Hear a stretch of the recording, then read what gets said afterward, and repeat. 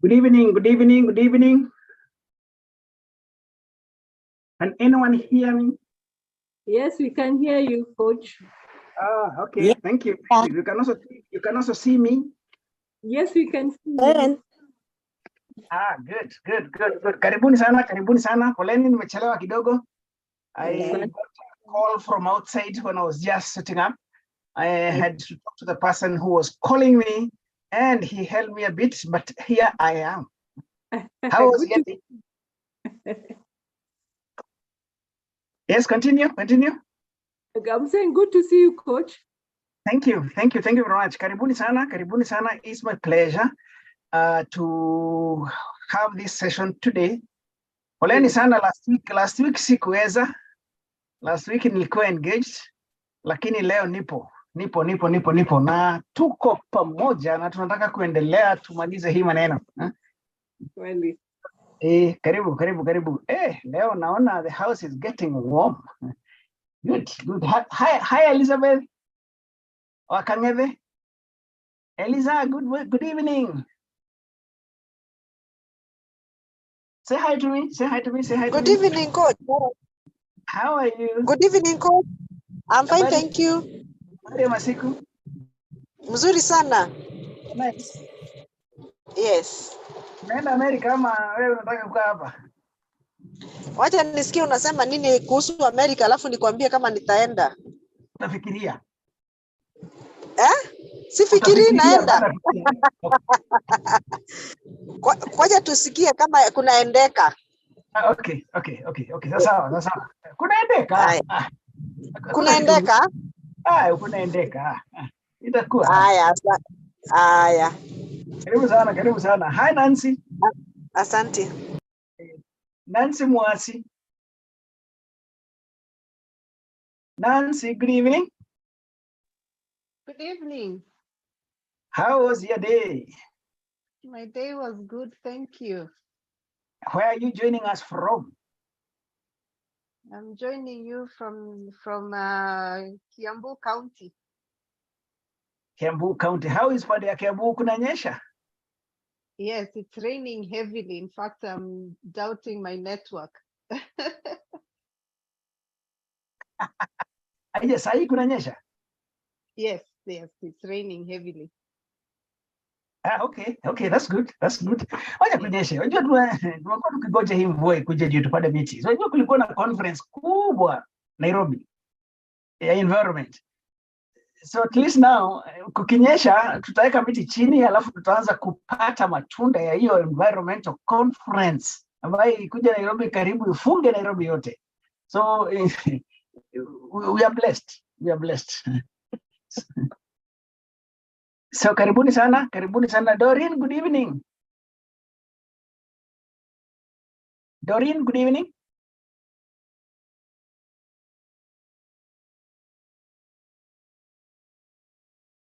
Doreen, say hi to me.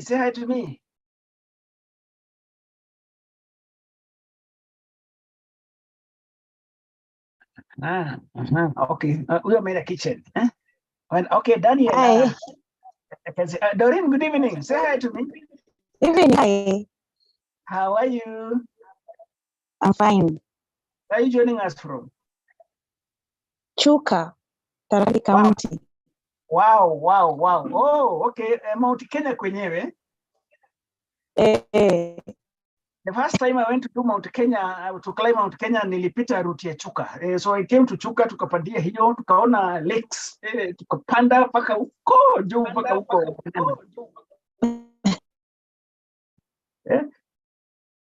That's the first time I did Mount Kenya. Na ilikuwa wacha tu, ilikuwa maridadi.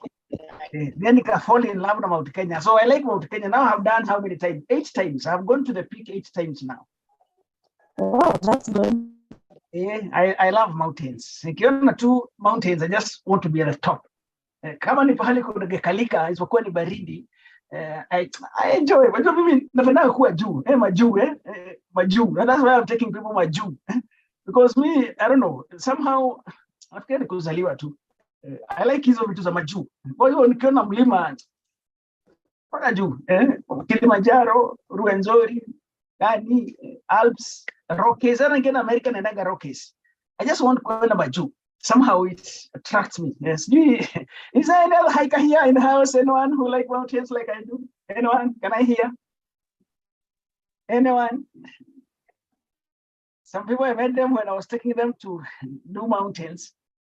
Dr. Kenyajui Nganga wa Sense 101 used to give me work to take people to Kilimambogo. So anytime that he was doing a cohort and aniita tunatayarisha watu tuende Kilimambogo, ndio at least watu waweze kupata experience ya outdoors. And that is one thing I'm passionate about. Anyone here who like mountains? Can I hear? Na nakaa Gong. Unajua Gong Hills uko nyuma yangu tu. I walk to Gong Hills. Kwa hivyo hapa rahisi. Kwetu ni rahisi. So I enjoy climbing mountains, and to me, I want company. Who else? Who can come with me? Anyone? Oh, okay. I want somebody to be my co-host. Can I have a co-host?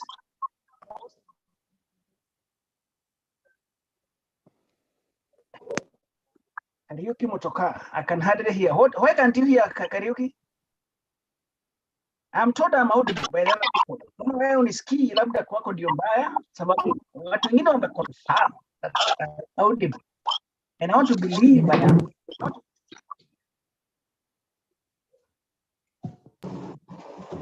The money? I check my mic. Hata kama nisikii. Elizabeth, am I audible? Yeah, you are. I can co-host you. It's okay. Good. Thank you very much. Hiyo ni maridadi. Let me put you the co-hosting.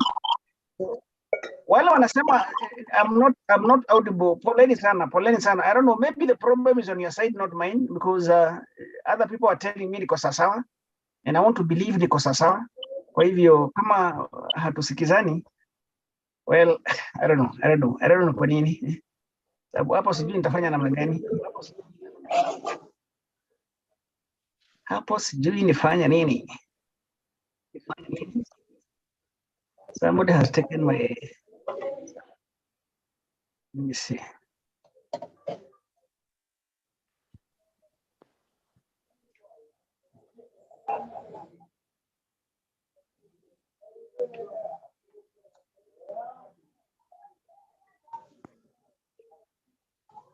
I need help.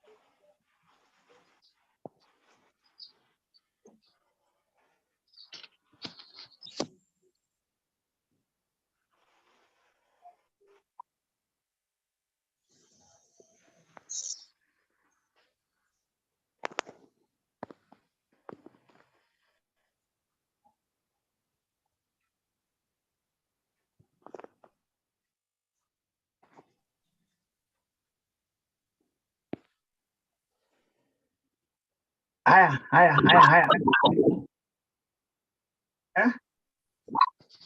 I can hear some noise.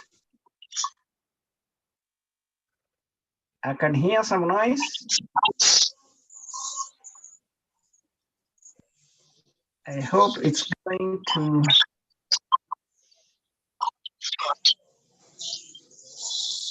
Hello. Can you hear me now? Yes, I can personally. Okay. But there's some noise. I don't know what is bringing that kind of noise. I hope it is not going to interfere with the key area. Let me see first if I can be able to get my system working fully. Just a minute.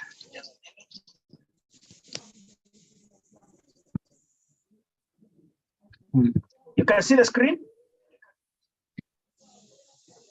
You can see my Yes. screen? Yes. Yeah, you can. Thank you. Who is going to do our prayer for today? We want somebody to open for us with a word of prayer so that we can invite God's presence. It's going to 15 minutes. I want us to get started so that we can be able to move in. Yes, Kevo, good. This is good, Kevo. Go for it. Yes, tufunge macho na tuombe.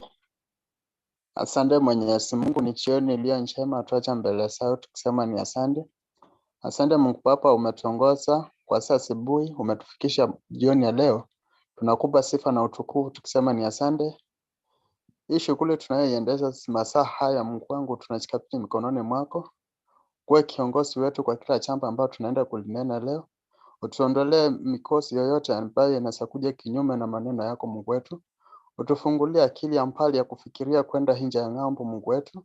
Na utufungulie kila njia na madirisha yote Mungu wetu ya kufika upande kule kwingine Mungu wetu. Kuna wale wako na tamaa ya kufika mahali kule Mungu wetu, lakini kwa ajili ya ukosefu wa fedha Mungu wetu, nahitaji ukabidhi wako na nahitaji roho yako Mungu wetu.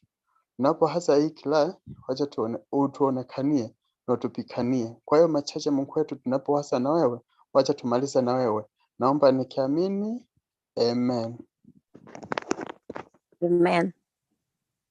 Thank you very much, Kevo, for that prayer. Inviting God's presence in today's session is very, very important because wherever God is involved, things go well. And even today, we are going to go well. Now, I want to know, is there anyone who is coming in for the first time in this session? Anyone who has not been with us before? Yes. Can I see by a show of hand? Okay, Caro, I can see, and Kevo, 2 people. 3. Lillian, oh, okay. Karibuni sana. It's exciting that we are still growing. We've been on this for the last 3 years now. We started way back in 2021, 9th March. These sessions are more of the old way we used to meet in the evening. I call them fireside stories. I started them when during COVID, we were at home from 7 p.m. 7 p.m. because you couldn't go anywhere during the days that you used to have curfew. So please put off your mic, please, so that at least the noise behind you does not flow into the room. So because I was getting bored in the house so early, and I didn't know how to spend the hours that I had, I decided to start holding fireside stories so that we can be able to interact.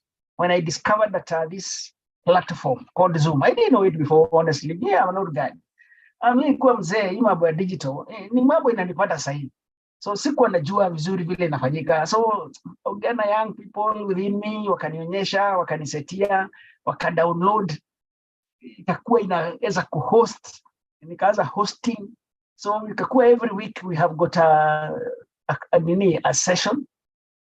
Then tukaendelea. Yes, Motoka, Motoka, I have seen you. So you can lower your hands if you are saying that you are the first time that you have come in here, so that at least now we can. So if anything else, you can also raise your hand, or you can go to the chat box, and we will be able to get to know what you have. So just giving a small background because of the new members that we have, welcoming them. So from 2021 March 9th, when we started, we've had a run all through back at 2022, 2023. And you see now we are now in September 2023. We are almost finishing 2023. We have shared very many talks. So just a little bit of my background. I have been in this thing for a long time. So my name is Coach Maina Azimio. I am many things together because I am a trained and certified professional coach affiliated to ICF. I'm also a trained and certified professional mediator liaison. And more than that, I'm a corporate trainer, and I'm a conference speaker. And my area is wellness. I'm a wellness champion. And in wellness, I focus on holistic wellness, but I gravitate more towards foundational pillars of wellness. So what is wellness? Can you go to the chat box and tell me what is wellness? What is the understanding of wellness? Just go to the chat box. These talks, and that's why I'm saying fireside stories. They are stories. You know, it is not academic. So it is interactive. I want us to interact and share, because that's the way we grow. Stories are very, very important. So I am not going to make an academic presentation, because what we are discussing here in kitu kawaida. Unataka kwenda US, unataka kwenda Maju. So those one who want to go to Maju, we have many reasons for going to Maju, and we'll be coming to that shortly. But I just want to explain a little bit. Just go to the chat box. I'm not seeing any chats. So I want to see what is your understanding of wellness. Wellness has got 8 dimensions. Focus more on the foundational, what you cannot do without, which is physical health. That's why I like hiking, physical health. Then you come to mental health. You know, cases of mental health have become so many. Again, we are the product of our thoughts. So kama hapa iko mbaya, kila kitu yako yote itaenda chini. Because whatever you manifest, inatoka hapa. So you got to keep your mind sharp. And the reason why actually people, many people in Kenya right now are broke. Is there anybody here who is broke? Anybody who does not have some, at least good money unaweza fanya vile unataka kufanya? Anybody in this house? Oh, good. You guys are not broke. So in fact, I was looking at the Business Daily yesterday, and I was saying, hi, people have got 5 trillion savings in the bank. 5 trillion. Pesa inawekwa tu. Watu wametumia pesa haijaisha, wanaweka kwa bank. So there is a high increase in the amount of money that people are putting in the banks. 5 trillion. That is good. Kenya, you are doing very good. The other day they said that Wilson Airport, hakuna parking ya ndege. Hata watu wamepewa ruhusa kuweka airplanes kwa gardens, in the gardens nyumbani. Sababu before, if you bought a plane, choppers, lazima ungeweka kwa Wilson Airport. Ungeweka kwako nyumbani, it was illegal. Maana hao watu wamepewa ruhusa, because wataweka wapi? Na iwezi weka kwa mfuko, iwezi kuja iweka kwa mfuko. So iko pesa mingi hii nchi. And for sure the evidence is there. So I do financial wellness. Sababu kama unachapa, hata tukisema kwenda mambo ya US majuu na unachapa, hata kununua suitcase hauwezi. Sasa hata kama unataka kwenda shule utaenda vipi? So for sure financial wellness is very important. And then emotional wellness. We are creatures of emotion. And this is very, very critical. So I would want to, Elizabeth, tell me what they have said on the chat box. Elizabeth?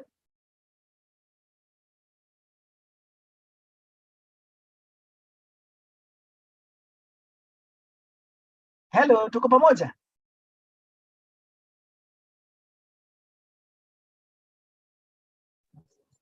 Tuko pamoja coach. Okay. Thank you. Feedback is important. Feedback. Yes. So with feedback, I can be talking to myself. I use a gadget sometimes. You could be talking to yourself. Na unafikiria uko na watu, kumbe hakuna, unajiongelesha tu.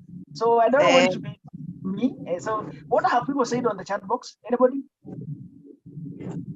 Wellness is meaning being in good health, each mental and physical.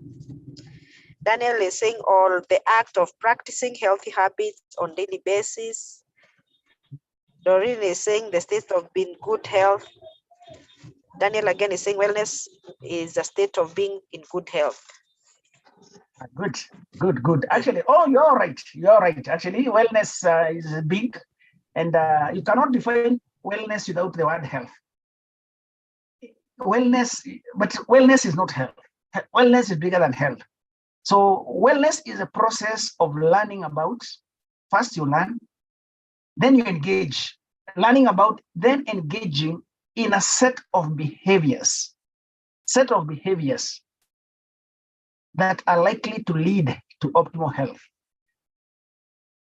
Kama kulala vizuri, unalala in good time, unalala in a good environment, unakula vizuri, unahydrate mwili yako, unaenda holiday, hauna stress sababu umekosa pesa uko naye. Kama ni fikira, una kujokesha akili, emotionally uko sawa, uko balanced, mambo iko sawa kwako. So wellness is huge. And all that leads to optimal health. Optimal. Not just good health, but optimal health. So that's the area that I mean. In Azima Wellness Consultants, we are passionate about the process of learning about and engaging in behaviors that are likely to lead to optimal health if applied in the right way and consistently. So just for a mention, the other pillars of wellness, you need social interaction. If you live alone, human beings are relational animals. So we need to have a relationship with other people. So if you are isolated, you go down. So occupational, what do you do for a living? What do you do to engage yourself? Me, I'm very happy because I do what I love. You know me, niko sawa. I actually do what I love doing, and my occupation is just storytelling. I just tell stories wherever I am. Hapa, nikiwa America, nikiwa Europe, nikiwa Asia. I'm just telling stories. So I'm a storyteller, and they pay well. By the way, this is very funny because see, telling stories is paid more than every other career. Every other career, nothing pays better than telling stories by the way in the world today. That's where a lot of money is. So environmental. So I mentioned that I was excited with a meeting in a KICC this week, because last week, sorry. So because when we have such a big forum on environment, then spirituality. The Bible says that where the Israelites went off God's path, they made idols. No, people cannot live without. We always have that craving for something that is bigger than us. And if you cannot be able to trust the one you don't see, they make idols, because spirituality is part of us. Again, according to the Bible, God created Adam and Eve as spirits.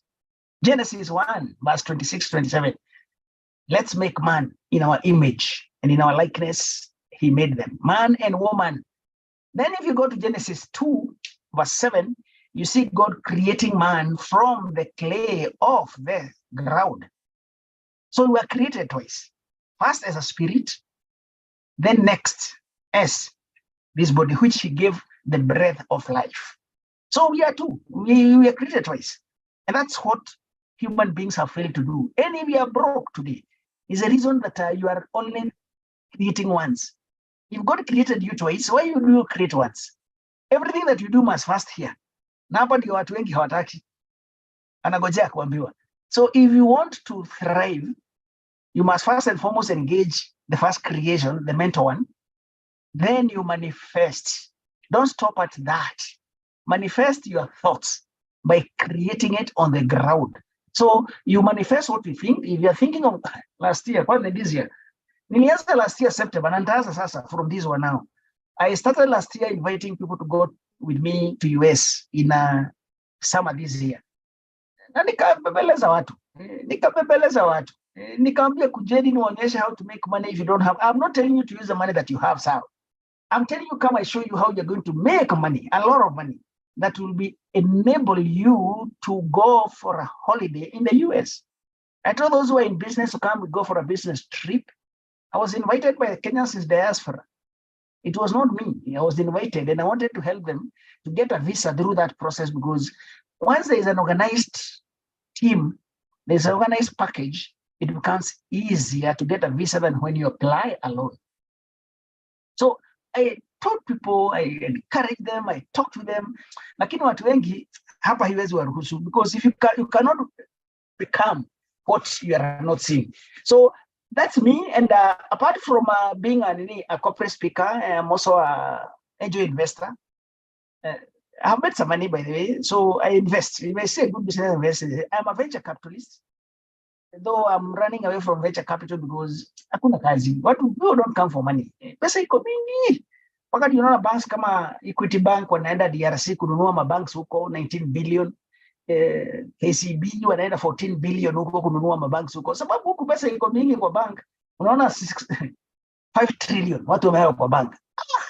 Lakini Kenya yenyewe tuko sawa. Kenya we are doing good. So I'm a financial advisor, I'm a financial therapist, I'm also a transaction advisor. Transaction advising. I don't know if these names are making sense. They might not be making sense to some people. But if you've been following the news, the people who gave transaction advisory to Kenya breweries were paid 714 million for just transaction advising. So what is transaction advisory services? So if you don't know, please come and see me. I can help you to do that so that at least you can also be able to expand your scope. And I train people how to do these jobs. They pay well. Mzuri. If you want to make money, know where pesa kutoka virahisi. Wasikia transaction advisory for Kenya breweries, kununua shares, buying back their own shares, 714 million. You can Google that utaona. So I'm a business strategist. I'm also a serial entrepreneur. And a serial entrepreneur, these are the businesses I'm running now, Azima group of companies. These are 10 businesses. And I can see Azima Ventures Capital here is number 2. So Azima Wellness Consultant, Azima Ventures Capital, I have Azima Academy, I have got Azima Retreat Center, I've got Azima Comfort Homes, and I also have Azima Azifam Limited, which sells pharmaceuticals. I have got Azima Springs, Water is Life, Azima Media, and a foundation. We have a foundation called Azima Foundation. So all these are things that we do, and you can see our legacy is the environment. We champion environmental protection, rehabilitation, and preservation. So in a nutshell, that's me. And for my work, what I'm doing is what I do. And karibu sana, all those are things that I do on the sideline. And for Africa, I have I formed a rallying call called FABA, for Africa by Africans to grow Africa, because there are so many Chinese companies in Africa, and Indian companies in Africa, and Korean companies in Kenya that are making things and taking them outside and some are made in Kenya. But by who? Now, ukienda Tanzania utapata the same, ukienda Zambia utapata the same. So non-Africans have come to Africa and they're taking advantage, because in the global economy, there are certain quotas which are allocated. Like now, when you go to America, there's AGOA. AGOA now, it are things which are coming from the AGOA countries. So when Chinese come in Kenya and make from Kenya and apeleka US, inaingia kama AGOA, it is counted as from Kenya, but it is by who? So FABA is from Africa by Africans. When you're out there, it's from Africa by Africans. When we are here, we normally say that let's buy from Africans in Africa so that we can have that money circulate here. So these are things that we need to have a discussion about. We were very many talks about this over the time that we have been having these talks. So for you who are new, karibuni sana. Today's topic is simple. And this is the last one. I have been talking this because I wanted to prepare people mentally so that when we are moving out, we are in one shape. So today's wrap-up session of these talks on how you can migrate, because I'm welcoming people to become global citizens. We are at the time when global citizenship is anything globally. So if you are born in Kenya, went to school in Kenya, got married in Kenya, I'm married a Kenyan, got children in Kenya, worked in Kenya, hello, have a break. Hello, have a break. I have been encouraging Kenyans who have got small children. Education I'm not actually unpatriotic, but our education system, if I had students in school today, I would not keep them here. I would not take them to school in Kenya. So I've been encouraging people to take their children. If you can migrate for your children's sake, wapate exposure to a better system of education. Because here too, so there are many reasons. We have discussed many reasons for migrating. If you can. It's not a must that you do. You will ask me, why have I not done that? At my age now, mimi mzee. And then see, when I'm here, I'm an entrepreneur. When I'm here, I do more things than I can do when I'm out there. But those who like working, I have been explaining how they can be able to get themselves out there and do jobs which are going to pay them better than even doing a business here. And I mean that you earn more money out there than you can make from business here. Because most businesses in Kenya, they're not making any money anyway. Hakuna. So the roadmap to US as a migrant worker. You are going to the US to work there. Why? The salary is being paid here again. If you look at our salary structures and how much they pay. The other time, 2 weeks ago, I was here and I was showing people that banks have agreed that the salary will be lowered from 80,000 to 50,000. Imagine somebody working in the bank. Now you want to masomo mingi, mahesabu mingi, and they are paying 50,000. We said that we divided, because in the US they pay per hour. They don't pay per month, they pay per hour. How many hours? If you take 50,000, then divide by 160 hours per month. And I want you to do that exam and you put on the chat box how much money that is. Because we want to see the difference. 50,000, the salary, starting salary a banker, entry point, 50,000 divided by 160 hours. Because you work 40 hours in a week. So times 4, that is 160 hours in a month. So when you're given your salary, now you reflect it into hours so that you can see how much money do you earn per hour. Then you now benchmark. I want us to compare. Chat box. Let me see chat box. What has been put there as the pay per hour? Elizabeth? Let's see what they have put. 312. 312.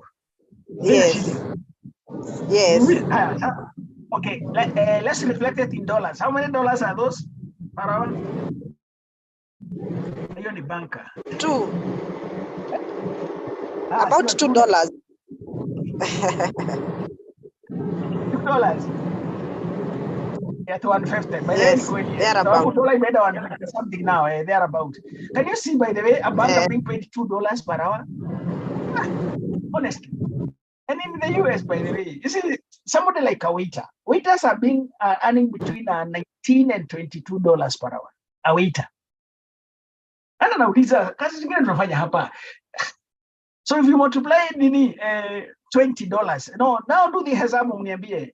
Let's say 20 is average dollars now. Because kama watu wa waiters, watu wanakata maua, watu wa gardeners, drivers, they're earning about $22 per hour. Entry level. Wengine wanalipo hata 25, 30. So let's multiply times 60, 160 hours. So $20 per hour times 160 hours per month, told how much money it is. Do that hesabu quickly. Mukona calculator. Let's go for comparative analysis.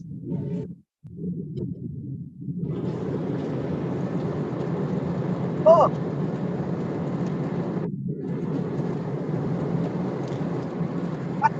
Here is 3,200, 2,900.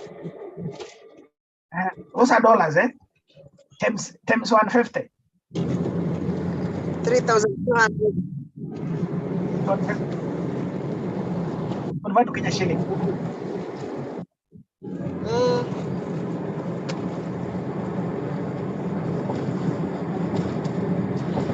$480,000. That's how yes, Kenya shillings. That is per month. See? Kutoka tu hapa, that's why I'm saying that. Let's move out. Tusikatali hapa. Lakini maneno kukaa Kenya, honestly, no. Alafu now, the good thing there is that you can work more hours. They pay you per hours. So normally, most Kenyans that I meet there, I have many clients in the US. And they tell me that because kule hata una watu wengi wa kutembelea, kuna mambo mengi, they instead of working for 8 hours, they work for 12 hours. Wananiambia even when they were in Kenya, like those ones who live in diaspora, kama sasa huku Nairobi diaspora, Rongai, Ngong, wanakaa Kitengela, wanakaa Kikuyu, wanakaa Kiambu kwa kina Elizabeth uko. Kabla ufike Nairobi kama watu wa kwetu hapa, I remember those days when I used to work in town. I used to live here before 6 so that I'm able to make 8 by 8 p.m., 8 a.m. in town. Alafu jioni after work, sababu sasa kwenda kupaka kwa barabara, nakaa kwa ofisi mpaka about 7:38 ndio nitoke kama gari zimepunguka. So I was still working more than 12 hours when I used to go to town. And I'm sure anybody from Rogai here, you watu wa Rogai siku hizo wanatoka nyumbani saa ngapi? So Kenyans tell me that when they are there, working 12 hours is not an issue to them. In mind, they don't consider it as a stretch. There's no stretch because they're used to that. If you live and work in Nairobi and a jams hapa, the hours that you waste on the road before you get to work and then after work, if you can be able to put those hours into productive use and you're paid for that, they're okay. So if now for that 480,000, you add another 4 hours because most of the employers like now in our health sector, in caregiving, they prefer to have 2 shifts instead of 3. You get to work in the morning at 6 or 7, you work until 6 in the evening or 7 in the evening, then another colleague comes and take over and continue with the job paka kesho morning rotate. So hii week unafanya mchana, next week unafanya usiku. Hii week mchana, ingine usiku. It becomes even easier logistically when you have 2 people changing instead of having 3 shifts. Labor laws usema 8 hours. 8 hours. So in 24 hours unakuwa na 3 shifts. But some jobs, US work is mechanized pretty much. Hata uchoki, si una kazi mingi unafanya. Tena kazi zingine ukisikia kama the difference between caregiving and waiter's job. A waiter anakuwa very busy sababu kuna guests wanakuja. Na Americans like fun, especially wakati wa summer. So unakuwa you are always working, serving. So unachoka. Usema stretching now after 8 hours unasikia hata unataka kwenda kupumzika. Lakini kazi ya caregiving much of the time umeketi chini. Now when you are doing the work kuna machine unatumia. Most of the job actually is pretty much mechanized. So you don't kuchoka sana. Na more related kupatia company, we say social wellness. Social. So you need to give the people you are taking care of that company so that you can relate. Sababu asubuhi mwamka kuoga, breakfast. After breakfast kungojea paka lunch hour kwenda kuota jua. Alafu kukuja afternoon, after lunch, hata unaenda kulala kidogo, chapa story, kucheza cards. Si kazi mingi by the way. It's easy. Easy things. Kama ni kuosha nguo kuna mashine ya kuosha nguo, kama ni vyombo kuna mashine ya kuosha vyombo. If in a home kuna watu wa kitchen, wewe uko caregiving, wewe ni kuangalia watu wako, kama ni kuna watu wa laundry, si wewe. Kazi gani? Honestly, ni kama kuishi kwako tu vile unaishi. So it's not a big deal. It isn't. So some of these things are easy. But now, if you now add another 4 hours, times 20 per day, then times 160, and no, times 4 hours, then times 5 days, then times 4 weeks. Utaona how much more money it will come, how much money you are able to make in a single month. In a single month. Then you can start to imagine if that is okay for you or not. So what I want us to do today, because we are wrapping up these sessions, I have explained all this and you have done the mathematics and we see the agreement is, whichever the case, is going to try to move away from where you are born, where you are raised, where you went to school. Buka tu pahali moja shwali, hapana, tutembea kidogo. So the US is a place that everyone should at least make a point to visit. Even those who are not migrating, kujeni na mimi, twende. I know what kujeni twende. Let's go to the US. There's something good there. So US is a place that I encourage people to go. Why? Because this is a headquarters of everything good. You can go there. There are many reasons that you can go to the US. One of them, you can go there for holiday. Miami, Florida. Wow, this place is sweet. This is a place now you get in Disney World. Disney. You need dunia ingine. This is where we have Kennedy Center. You can go there to learn what the astronauts have done, the conquest. Just the thinking that mnaenda na wacha wenyewe mnasamanga majuu, ati mnaita Amerika majuu. Huko si majuu. Huko si majuu. Bado wako chini. Watu wanaenda majuu. Majuu. Naona mtu anaitwa Richard Branson alienda to the space. Mtu anaitwa Jeff Bezos, Blue Origin, alienda space.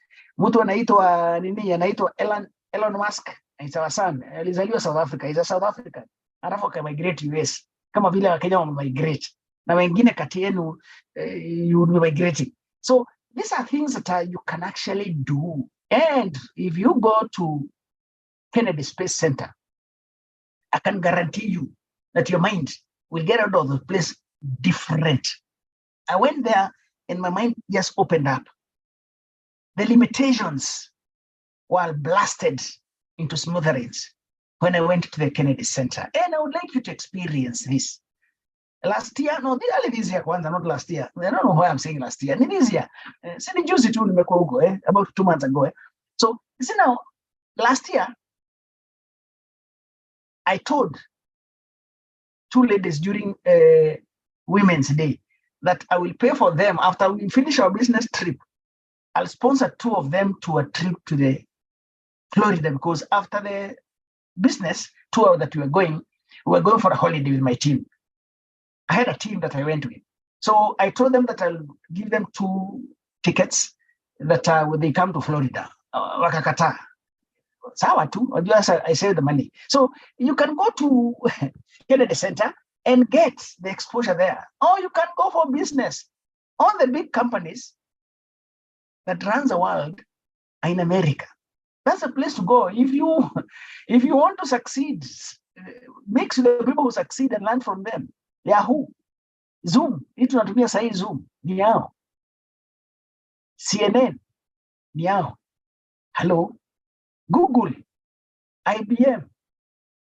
Yeah? These companies, HP, Uber, Microsoft, Facebook. Those who have a business mind. I like America because actually in business, these guys are good. So you can go for business, and there are so many businesses there. You can actually go and take things that are in demand there, or you can bring things which are in demand there. You can also make partnership. We are in an era of creating partnerships. Goal number 17 of SDGs is creating partnerships. Who are you creating partnership with? Is it growing? Is it going to make you a better person than you are now? Or you're just keeping the company? Most of the time they are broke. In fact, they have got more money, they are broke than when they have money. So if that's the company you keep, it's a choice. Anyway, let me not talk so much about that. Hapa mtu wanasema kipenda roho hula nyama mbichi, something like that. So again, this is a choice. So hiyo ni yako. But me, I would actually encourage you to change. You can go to school in the US. Yes. It's home for the best schools. And nowadays, education has become very cheap because you can actually do it even online. You can do it online. We'll come to that. Not even that. Last year when I went there, I went to Florida and I got a Kenyan lady from Upper Duberi who is in this program, secondary school student exchange. And I talked with her and she agreed to bring it to Kenya. I came and I formed a team and a chat and I brought her in and her daughter to guide Kenyans who want to take their children out on this exchange program. It's been going on for 25 years. I was surprised. I had not heard about it. In fact, if I heard about it, my children would have gone for it. But I didn't know about it. So I decided, because I've heard about it, let me bring it home. So those people who have been following me, they know. And those who have been coming for this talk, they know. And we have that going. Now, this year again, I'm a Rotarian. I'm a Rotarian minus Azimio from the mighty club of Golden Hills. Yes, that's my club. So again, Rotary is giving scholarships to students between 15 years and 18 years for this program to go for exchange. Scholarship paid for. And a ticket on a kulipia. So, this one you pay ticket. You just pay ticket because it actually go like this. So a student from Kenya goes and stay with a family in the US. Then a student from US come to Kenya and stay with a family in Kenya.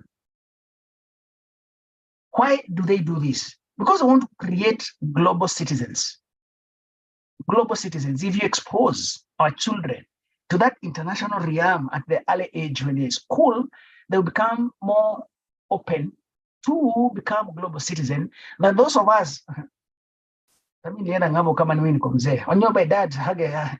Onyo kwanza kwetu baba hata kwenda ng'ambo, hata even when I say naenda ng'ambo, it was a very big story kwetu sababu hakuna mtu mwingine alikuwa ameenda ng'ambo by the way.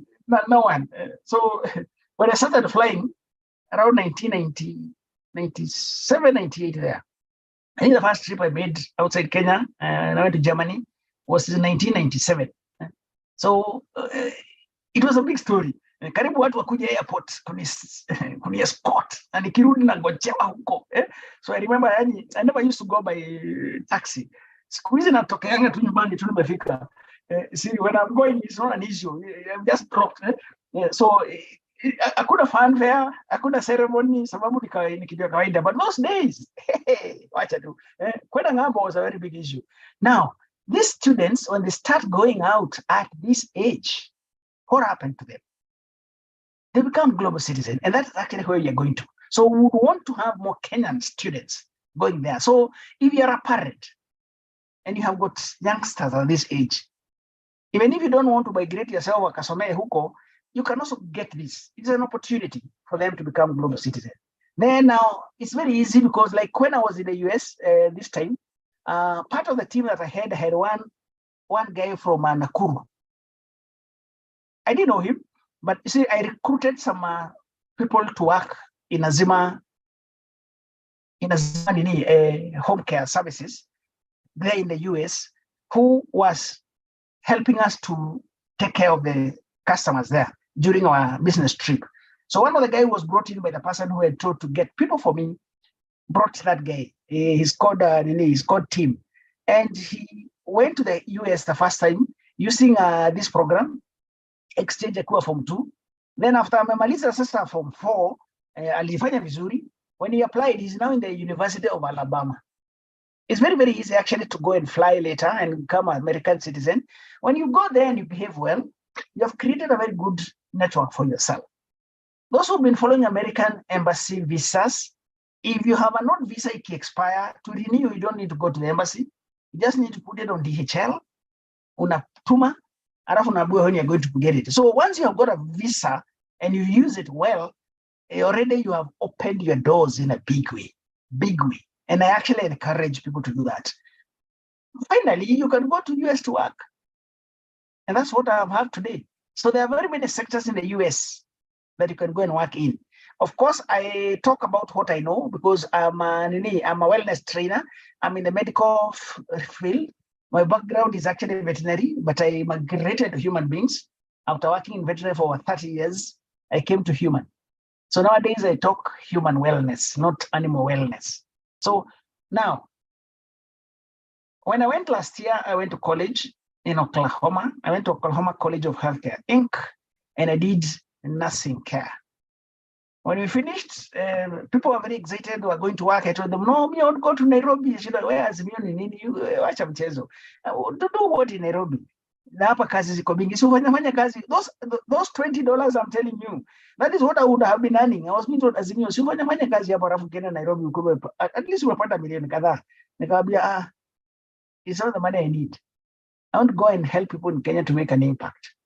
So after tulimaliza mimi nienda holiday nikarudi Kenya.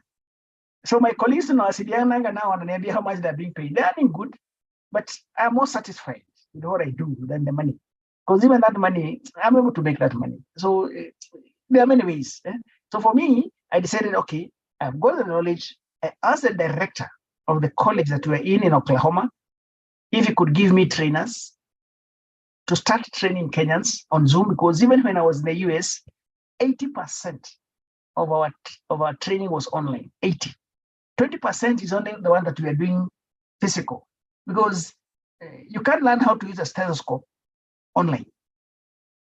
You cannot learn how to measure blood pressure online. You have to know how to regulate but with the hand and how to pump. That only have to do physical. So that's the 20%. And that only are doing online. So I requested him, the Bible, knock, and the door shall be opened. Seek, and you shall find. And if you ask, it will be given to you. I asked him, and it was given. I asked, it was given. So we can consider that. Rapport, yes. But then when I came back to Kenya, I started training people in September, soon after election.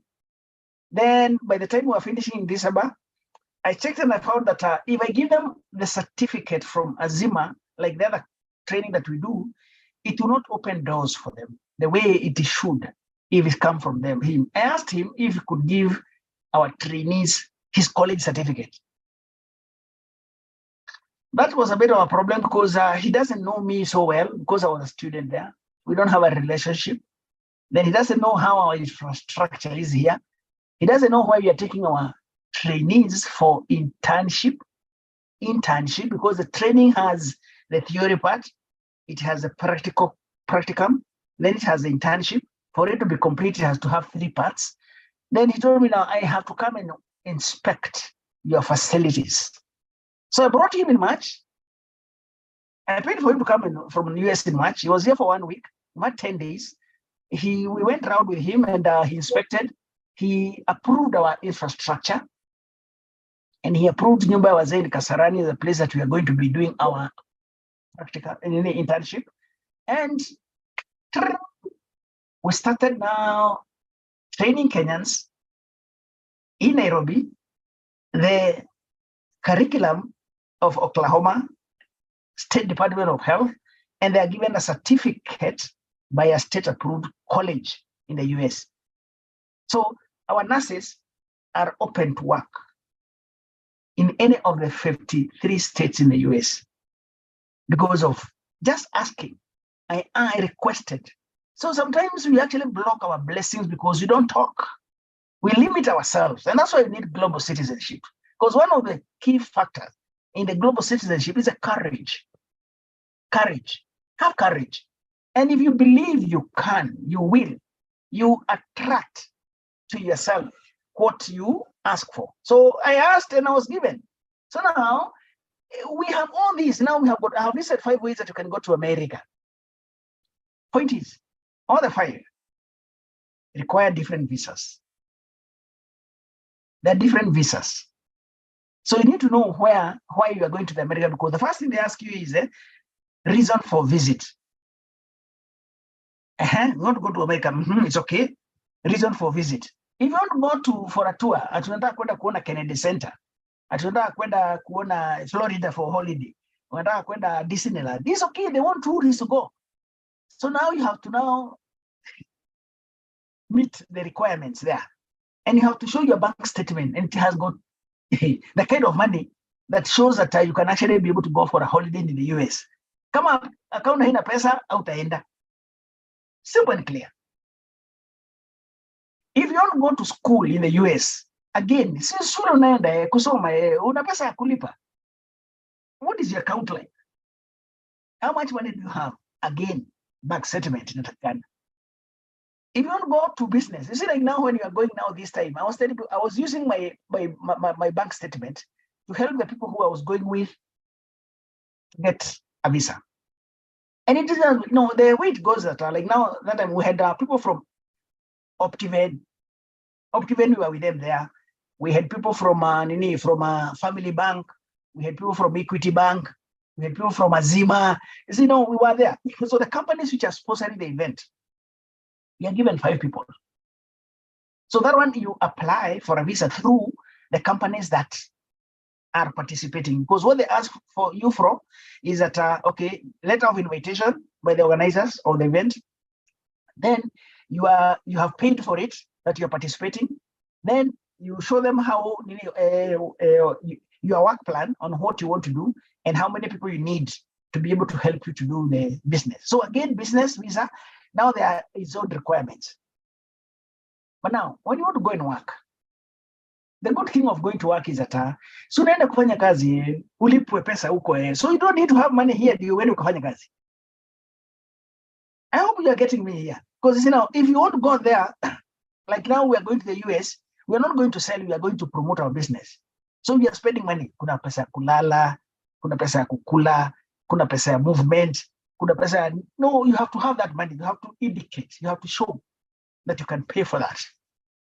Otherwise, you don't get a visa. So depending on where you're going to the US, the requirement for you to qualify will depend. So when I was going this time, and I was going for business, so those people who did not have the threshold, they didn't check. The one who wanted to go they want to go and sell their business in the US, you have to show that biashara yako pia imefika kiwango. So those who wanted and they don't have that threshold, we now onboard them and get them to come along. And I've been telling people, please come to Azima. I show you how to make money so that your account can have some turnover. Because what they don't want to see money in your account. They want to see a busy account, busy. That money comes and go. Pesa na wewe mko marafiki. Sababu watu wengine urafiki yao na pesa is questionable. Sababu kama you earn a salary and you are paid once a month, in the whole year, the only time that money gets into your account is 12 times. Mara 12. That's the only time that money lands into your account. Sasa, honestly. That's ati pesa mingi. So if that's what you earn, hata ukienda embassy kupeana ati kwaje nini? Unataka kwenda Miami, Florida for holiday, wewe. And they convert that money into dollars. The Kenya shilling you have, they convert it to dollars. Not how much money you have in your account, the balance, because they know they are clever than you are. Unaweza omba pesa ya marafiki zako kwa chama, kwa sako, alafu kwa account yako inaonekana iko na pesa. They don't check that. What is the activity in your account? That is actually what they check. The activities. That's all you need. Money coming and going. You are a busy account. Now they're able to see, huyu sawa. Huyu atakuwa na reason ya kurudi. Akienda atarudi. So the easiest, and hear me now, the easiest way to go to the US today is through a work visa. Through a work visa. Because they don't ask you for statement, because you unaenda kufanya kazi. So now the terms change. Because what will they ask for when you're going to work? Job gani? So if you have got an offer letter, already you have got a letter of offer, and it indicates, again, even at embassy, out of embassy, because there's what they call priority. They give priority clients because your letter of appointment does say you report to work by this time. Above which, if you don't report by this time, you're cancelled. And most of them, they give you up to 3 months, 90 days. 90 days. Come report kazi. Some I have seen some 75 days, 90 days. So you should have reported. So the embassy support their people to get the workers, because the reason why they are calling you, not because you are so skilled, is because they don't have workers there.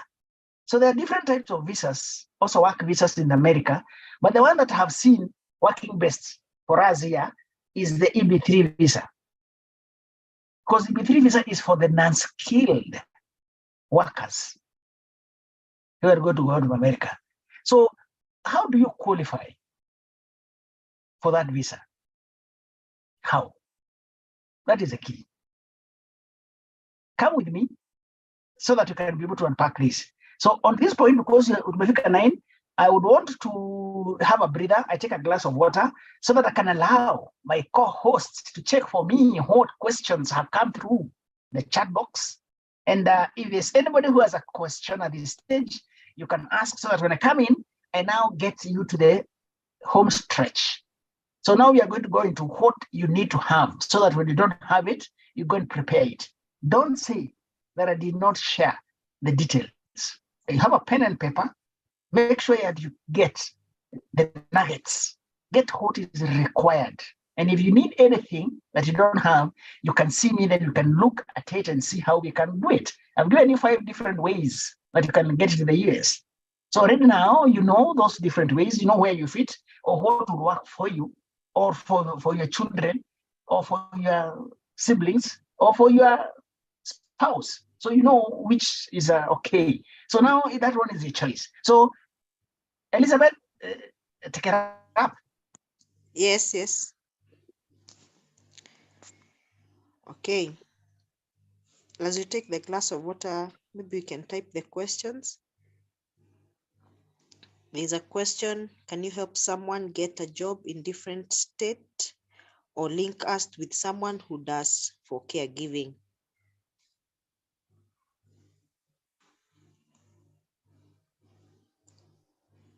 Yes, I can. Yes, I can. I can be able to connect that. It depends on what they have. Which kind of job? Can the person who wrote that confirm which kind of job? Caregiving? That one, the answer is yes. There's a question here. What is the age limitation? I'm 46. 46 years is just still very young. And Kumbuka in America, there's a guy called Joe Biden. He's the president there. How old is he? True. So you can actually benchmark. Okay. And you want to come back. And a campaign kurudi safari ya pili. True. Okay. Do they ask for work history? That's what Faith is asking. Yes, depending on which job. Depending on which job and where. Because you know, in America, by the way, America, which you're going to go to that next, now what you require. In America, they don't take any training from elsewhere. They train their own people. So ukienda kule utatrainiwa tena. If you ask doctors who are getting from Kenya, they're going to work in the US or nurses. Ukienda kule lazima wakutrain. So what you need is a ability to speak English. Ukianguka kizungu, unakumbuka kuna nurses walikuwa nataka kwenda UK wakaanguka kizungu wakakosa kusafiri. So if you have an open mind, mambo ya hiyo masomo ingine mingi hapana, lakini job experience is important because if you're going to work visa and you have some work experience, practical, so academic, it can work. Okay. Doreen is asking, do I need any experience to be a caregiver in US? No, caregivers do they even have experience anyway? You know, they're trained for 75 hours. Huko, they train them for 75 hours. Then you go to work. So 75 hours. That's a muda gani. So that's another things that require experience. But then there are two levels of work there. There is a work that is technical, that requires a lot of explanation. But then there's a non-skilled workers. And I see now this one here now. So EB3 visa of unskilled workers program. This is the one that I see most fitting Kenyans because in a job that requires less than 2 years of training, they call it non-skilled. Any job that requires you train for more than 2 years, that is called skilled work. It's like a nurse. Nurse is a skilled worker. They are paid more money, but then their entry level is more stringent. So here it depends on which one you want to go with. So if you want to go easy tena chini, wanataka kukua hiyo caregiver, wanataka kukua waiter, wanataka kukua cleaners, you know those people who clean hotels, rooms, unataka kukua gardener, unataka kukua driver, unataka kukua plumber, and they pay a lot of money by the way. All those people are earning $20 per hour an hour. You see, now that, you know, a nurse will earn about $50 or $80 per hour. So there's a difference. But you have seen the kind of money that you're going to earn, even when you're a caregiver. The money is very sweet compared to us here. Lakini ukifika kule majuu, huko ndio kwa kina Jeff Bezos, huko ndio kwa kina Elon Musk, huko ndio kwa kina Warren Buffett. So in the US, the country are all kind of people. So when you're in a country where the richest people in the world, ukiangalia orodha ya the richest people in the world, 95% wote ni wa America. You know what that one means. So huko ni majuu by the way. Ikifika ni mambo ya chapa ni majuu. But if you compare here, what you earn here and what is paid there, At the most, the businesses people are doing here, they're just busy. They're not in business. It's better to go there, but then you earn more money working there than most of the two businesses. At what was hey, mimi niko na biashara yangu. I'm a business person. I'm a business lady. I'm a businessman. Ukiangalia account yao, how much money they are circulating. Even kwanza ukiangalia profit. Sababu wengi tu they're just having turnover. Lakini profit margin uangalia after all costs paid na baki na nini amejilipa mshahara. Hakuna ni kitu kidogo sana. So kama mimi naambianga mtu funga hii, afadhali uende kule ufanye kazi 10 years, ukuje weke biashara nyingine ya maana. Another question? Okay, there's another question here from Julia. Any comment on the new diaspora tax being introduced by Kenya government? Yeah, that's very new. Just come the other day. I am seeing for me, I'm seeing it more of a regulation, which has come in because now they have said you'll be enrolling into it before you go. They want to know where Kenyans are because there are many Kenyans who are non-documented. Like in the US, there are very many non-documented. Wale walienda ku graduation ya watoto wao, wakaenda harusi ya mtu wao, wakaenda kanisa, function ya kanisa. Kama wale tulikuwa tumeenda nao this year, tukaenda some business trip, wanakatalia kule. And they settle there and they work and they are doing good. So watu kama hao sasa, the government does not have proper records on how and where they are.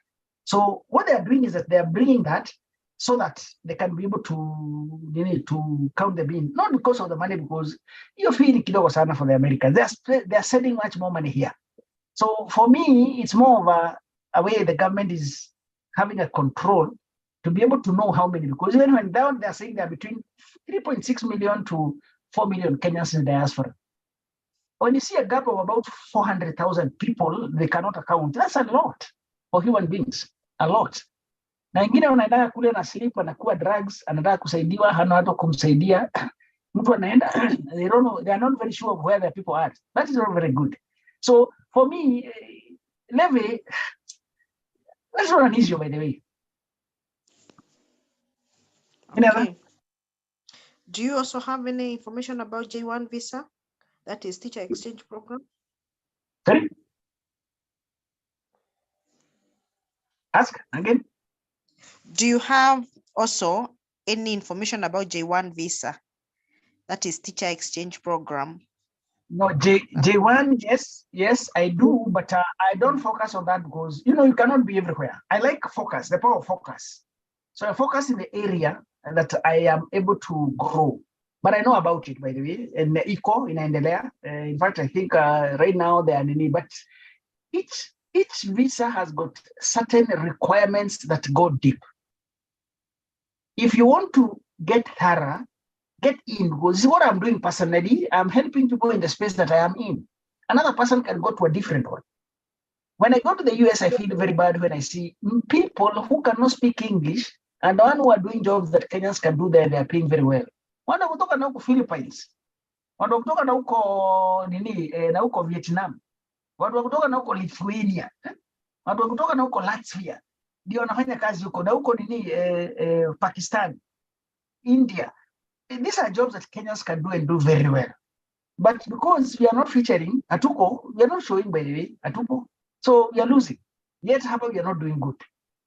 We have got so much wastage of manpower here because the kind of salary they pay here, ni kama madharau. Lakini watu wanakaa hapa tu. So I try to say, okay, can you go out there, do the job there, learn things there, alafu your knowledge ukipata unakuja nayo hapa. So yes, but I know about it, but I am not so much into that because I cannot be everywhere. Okay. Any connection for driving job in the US? That's what is. Again, that's another one. Yes, there are many, but you see now, the problem is that the requirements, and once you go to the next stage of the scheme, because there are certain detailed requirements that qualifies you to go for that. Drivers, everybody, there are so many people who want driver's job. And you see now, one of the things that I am saying here is nowadays, the world have become a global village. Global village. Why am I saying this? It's because for you to get a job in the US, you need to be trained in the US. Before it was difficult because how do you get to the US to get trained? And you need a visa to go there first to get trained. So if you don't have a visa, you will not go. But now you don't need to go there to train. You go online.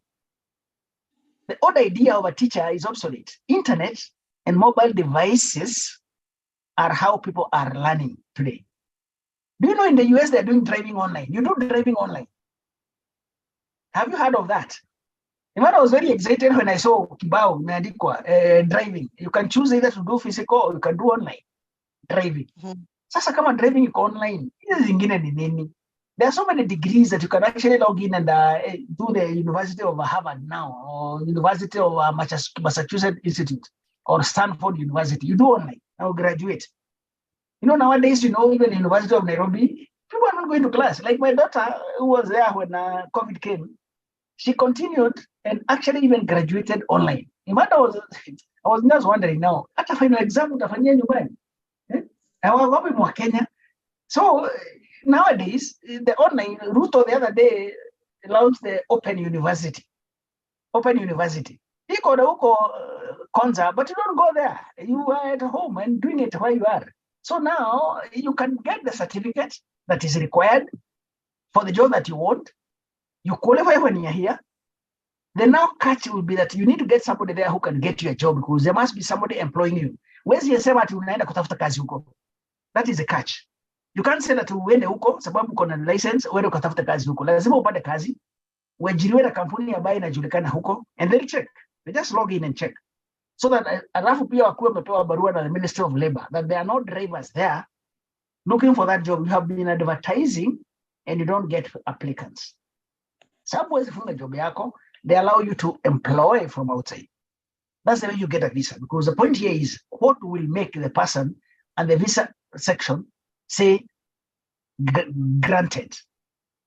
Hatasema declined, hatasema granted. It is a kind of documentation that you give.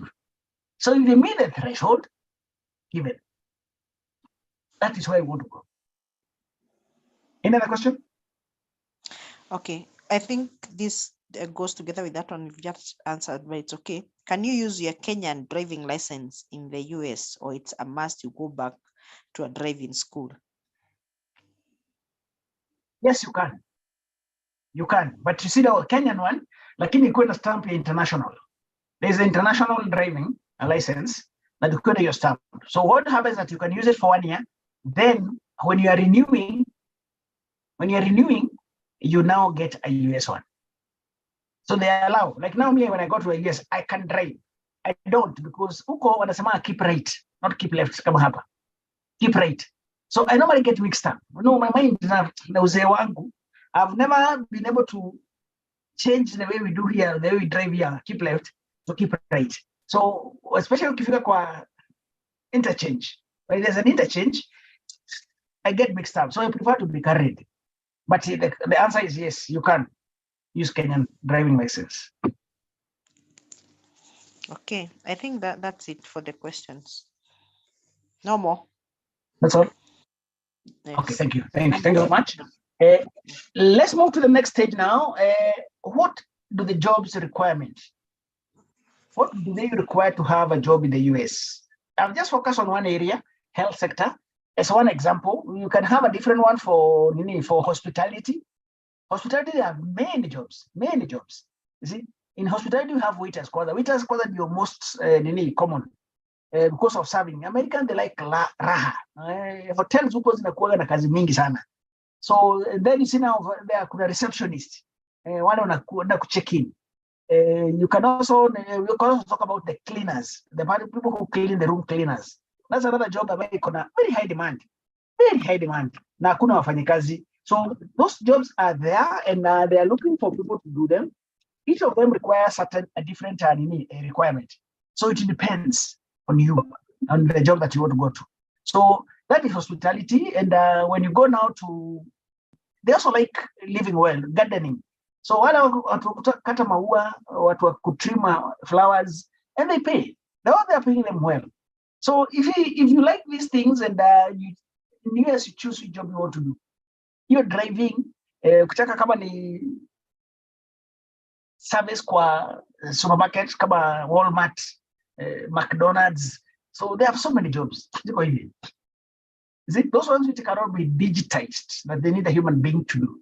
So ziko nyingi, lakini wafanyikazi ni kidogo kushinda kazi zile zipo huko.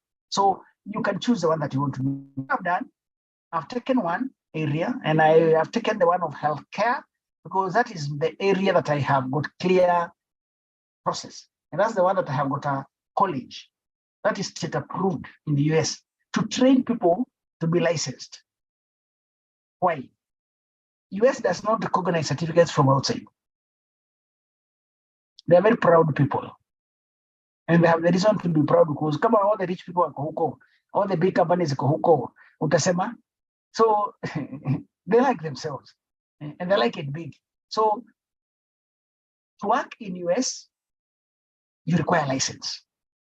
Do you know you cannot shave people's hair? You cannot actually do barber without a license. You cannot do beauty. Hata hii mnaitaga, hizi kucha mnaitaga nini? Ladies? What do you call it? Manicure, na pedicure. You can't do that. You can't do that without a license. Licensing. And you must be trained first to be licensed. So one of the jobs that I like in the US is that the training level is very, very high. Now, ukiona mimi nikienda pahali ujue kuna kitu. Ukiona Azima, I changed my business from Azima Academy to Azima Training Institute because I saw where we are going.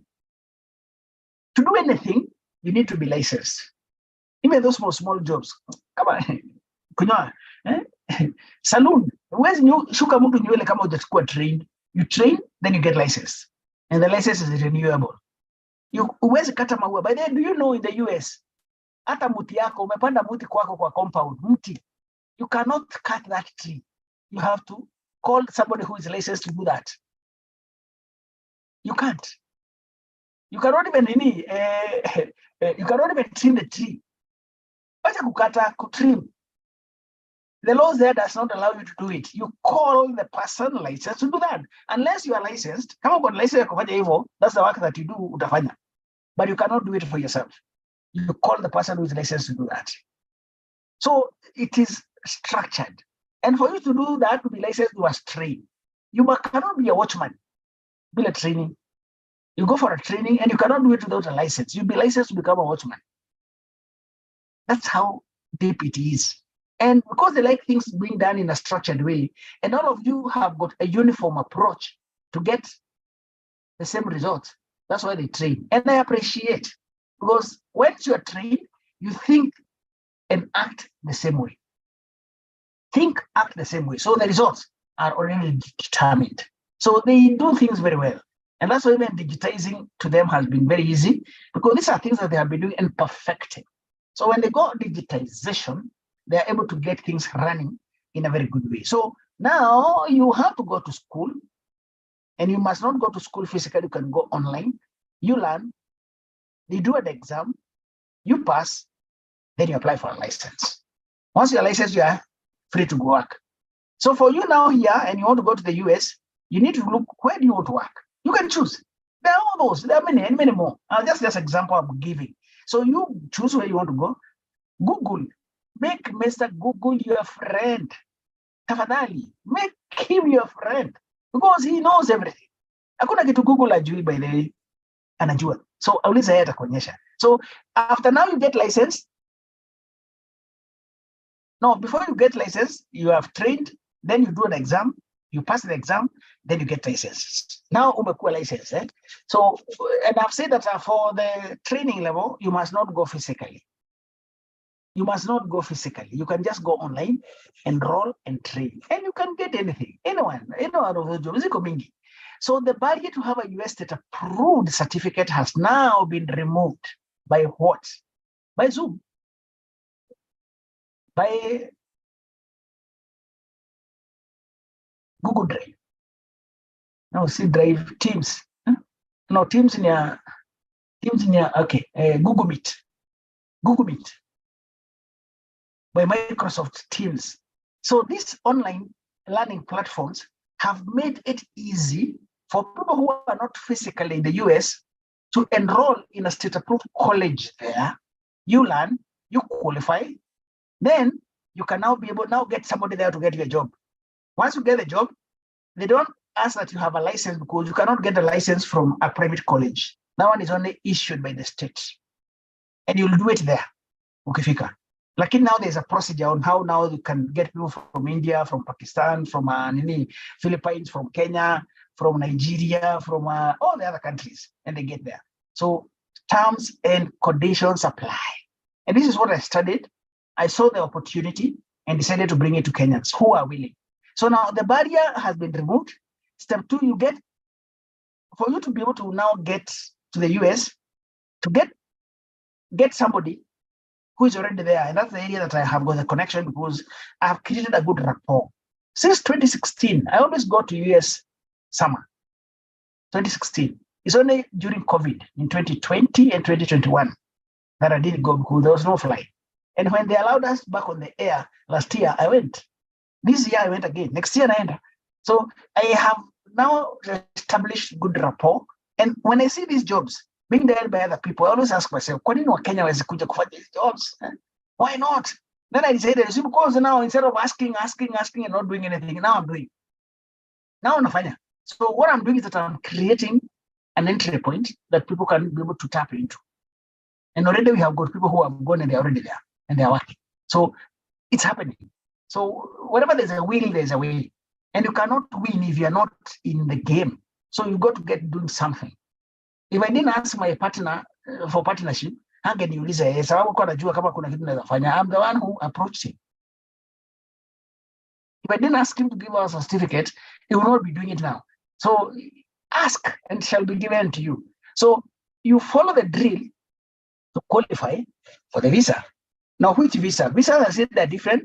EB3 is the best because the EB3 is the unskilled worker program is a category of employment based that allows employers to sponsor foreign workers to fill positions that require less than 2 years of experience or training. This category includes other workers who can perform unskilled labor. Kama nakwambia kukata miti huko lazima ukuwe na skills huko kushevu nywele lazima ukuwe na training, so you must have passed that, but are not of exceptional ability. The EB3 unskilled worker program is part of a larger EB3 visa employment-based immigration category, which also includes EB3 skilled worker. I want you to Google this, because again, this is another area where I see Kenyans also not wanting to involve themselves into the nitty-gritties. Please go to the details. All this information you can Google. I'm not creating it. I'm not coming with it. So if you go and read, you'll be able to understand it better. So this is just a highlight, and you can see what it has. Now, advantages of the EB3 visa is what I've come up with, so that I can be able to at least get you what I'm proposing. You can use any other, there are many entries. I've said there are many types of visas to the US, but the easiest one to me, and I will tell you why I prefer this one, is because of the benefit it has.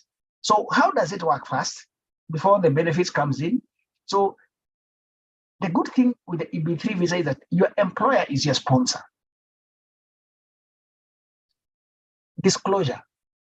Do you know that the agents kama hawa Eldoret huko walikuwa nakula pesa ya watu huko Nosa akina Madago na hawa watu yake, according to the labor laws, the employee is not supposed to pay the agent. The agent is supposed to be paid by the employer. Sababu you are solving his problem. Yeye hana wafanyikazi, wewe uko na wafanyikazi. Kama sasa mimi ningekuwa an agent, recruitment agent, I will not ask any of you any coin. And that's why I don't ask money. If some people have been, are you sure that you're genuine and you're not asking for money because of Mazoya Kuitisha Pesa agents? Take it from me. I will never ask anybody a coin to help you go to work in the US. Why? Me, I'm not a recruiting agent in the first place. And even a recruiting agent is not supposed to ask you for money. He's supposed to be paid by the employer. Because the company has jobs, they have advertised, they have not got employees. You come and tell them that I have employees. I can bring those employees and they have qualified. They'll pay you for that. So the way it goes, the law it goes, and you can Google this again, you can ask anybody. So Azima, we are not recruitment agents. We are not. What I did is that because for you to be able to get that job, to get somebody to give you a job in the US, because the Kenyans that I know, kwa nini msichukulie watu wetu hii kazi? Kama sasa hii hoteli, there's a hotel we went to do in Dallas last year, Hilton Hotel. It's a 5-star hotel. They had shortage of 18 workers. Walikuwa wanatuambia, in fact, they go and tell you ukicheck in, unapewa barua nasema, tafadhali, room cleaning. You don't feel bad when the cleaner does not come to your room because they had a shortage of 18 cleaners or clean rooms. So they were requesting us, ukikuwa beddings unawekewa kwa wardrobe pale, ukitaka kuchange una change, lakini unakwambia vile hata kwako nyumbani you don't change your beddings every day. Make this your home. The mother will ask me, make this like your home. The way you can sleep on your bed sheets for 2-3 days, you do the same there. And in the event that you want to clean, wanakuonyesha how to get to their laundry room where the guests can also clean the nini, unaweka kwa machine na osha na ina dry, kuna dryer, cleaner na dryer, because they don't have workers. What do they do? Ukienda kwa dining ni self service, do it yourself, DIY, do it yourself. Why? There are no workers, and they are saying we are hiring. Lakini who is there to be hired? Those are the kind of people now they get the go ahead from the labor office there to recruit people from outside. So me, I know the employers there who are looking for employees, they don't have them, and they have been given authority, because having no workers does not mean that you can bring people from outside. Not in the US. You must go and petition the Department of Labor. Then they go through and all these things are on Google. Just Google and read EB3. You don't know the requirements.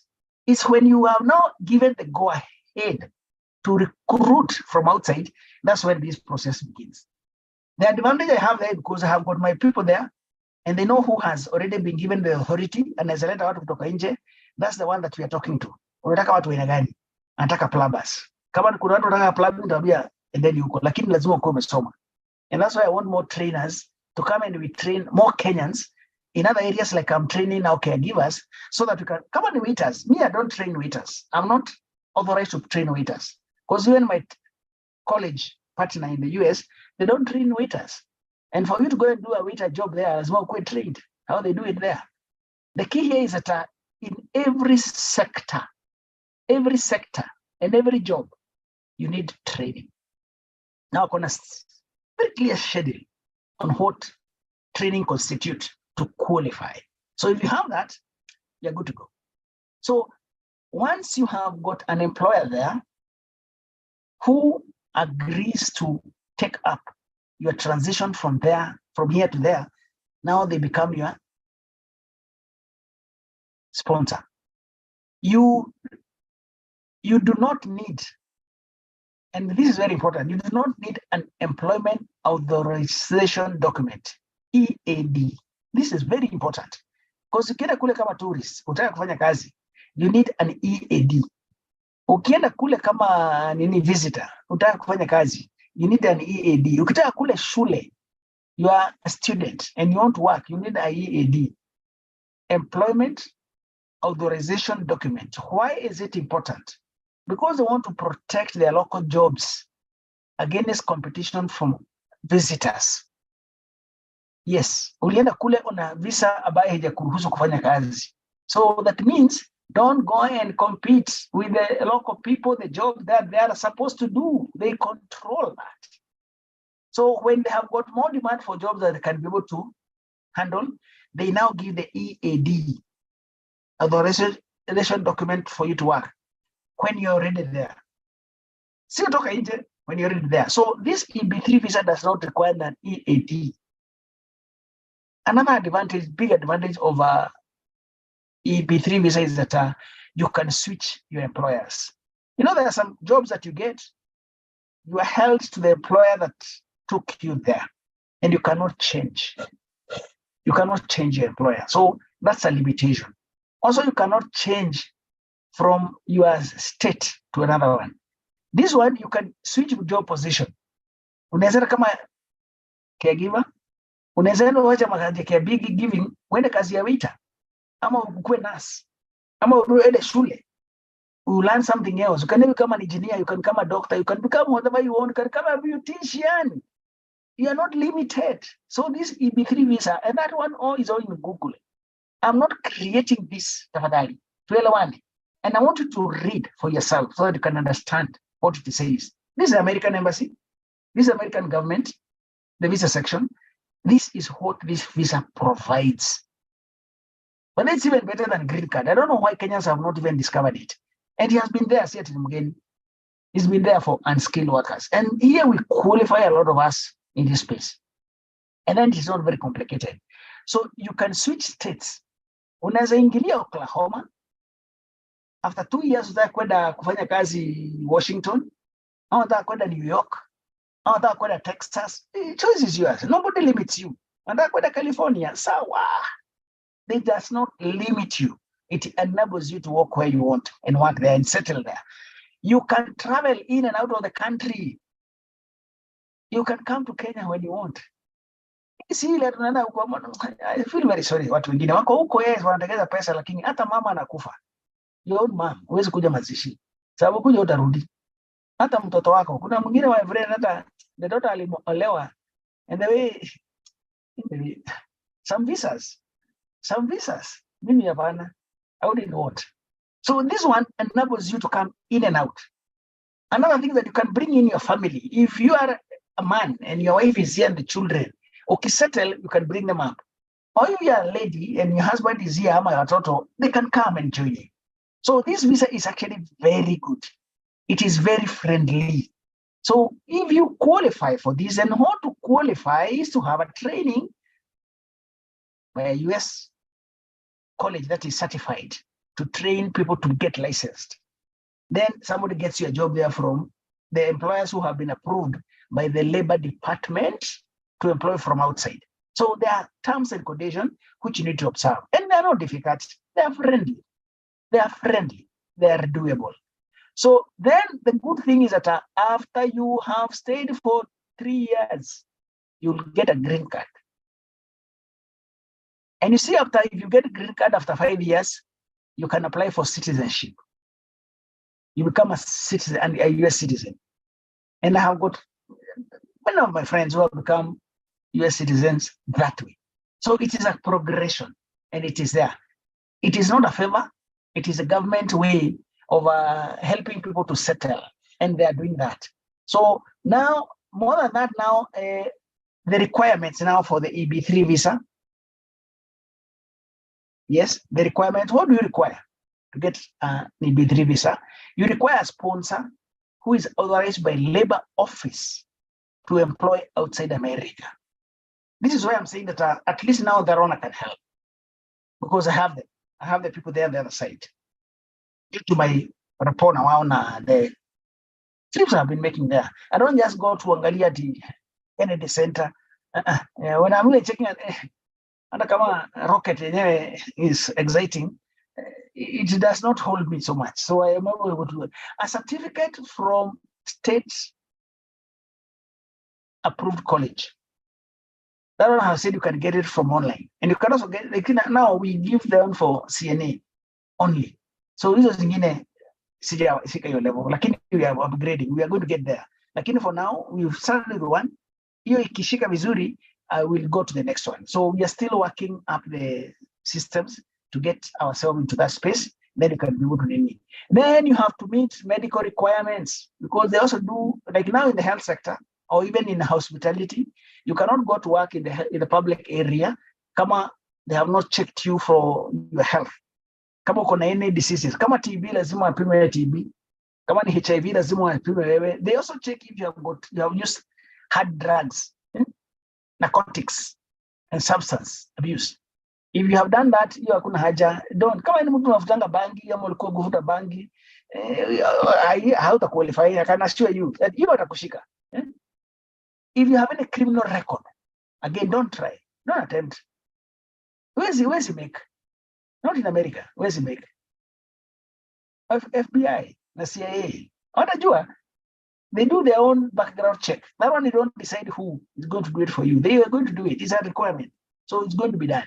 So if kama uko na shida pande hiyo, tafuta kitu kingine ya kufanya tafadhali. Tafuta tu kitu kingine ufanye, sababu utajifrustrate bure.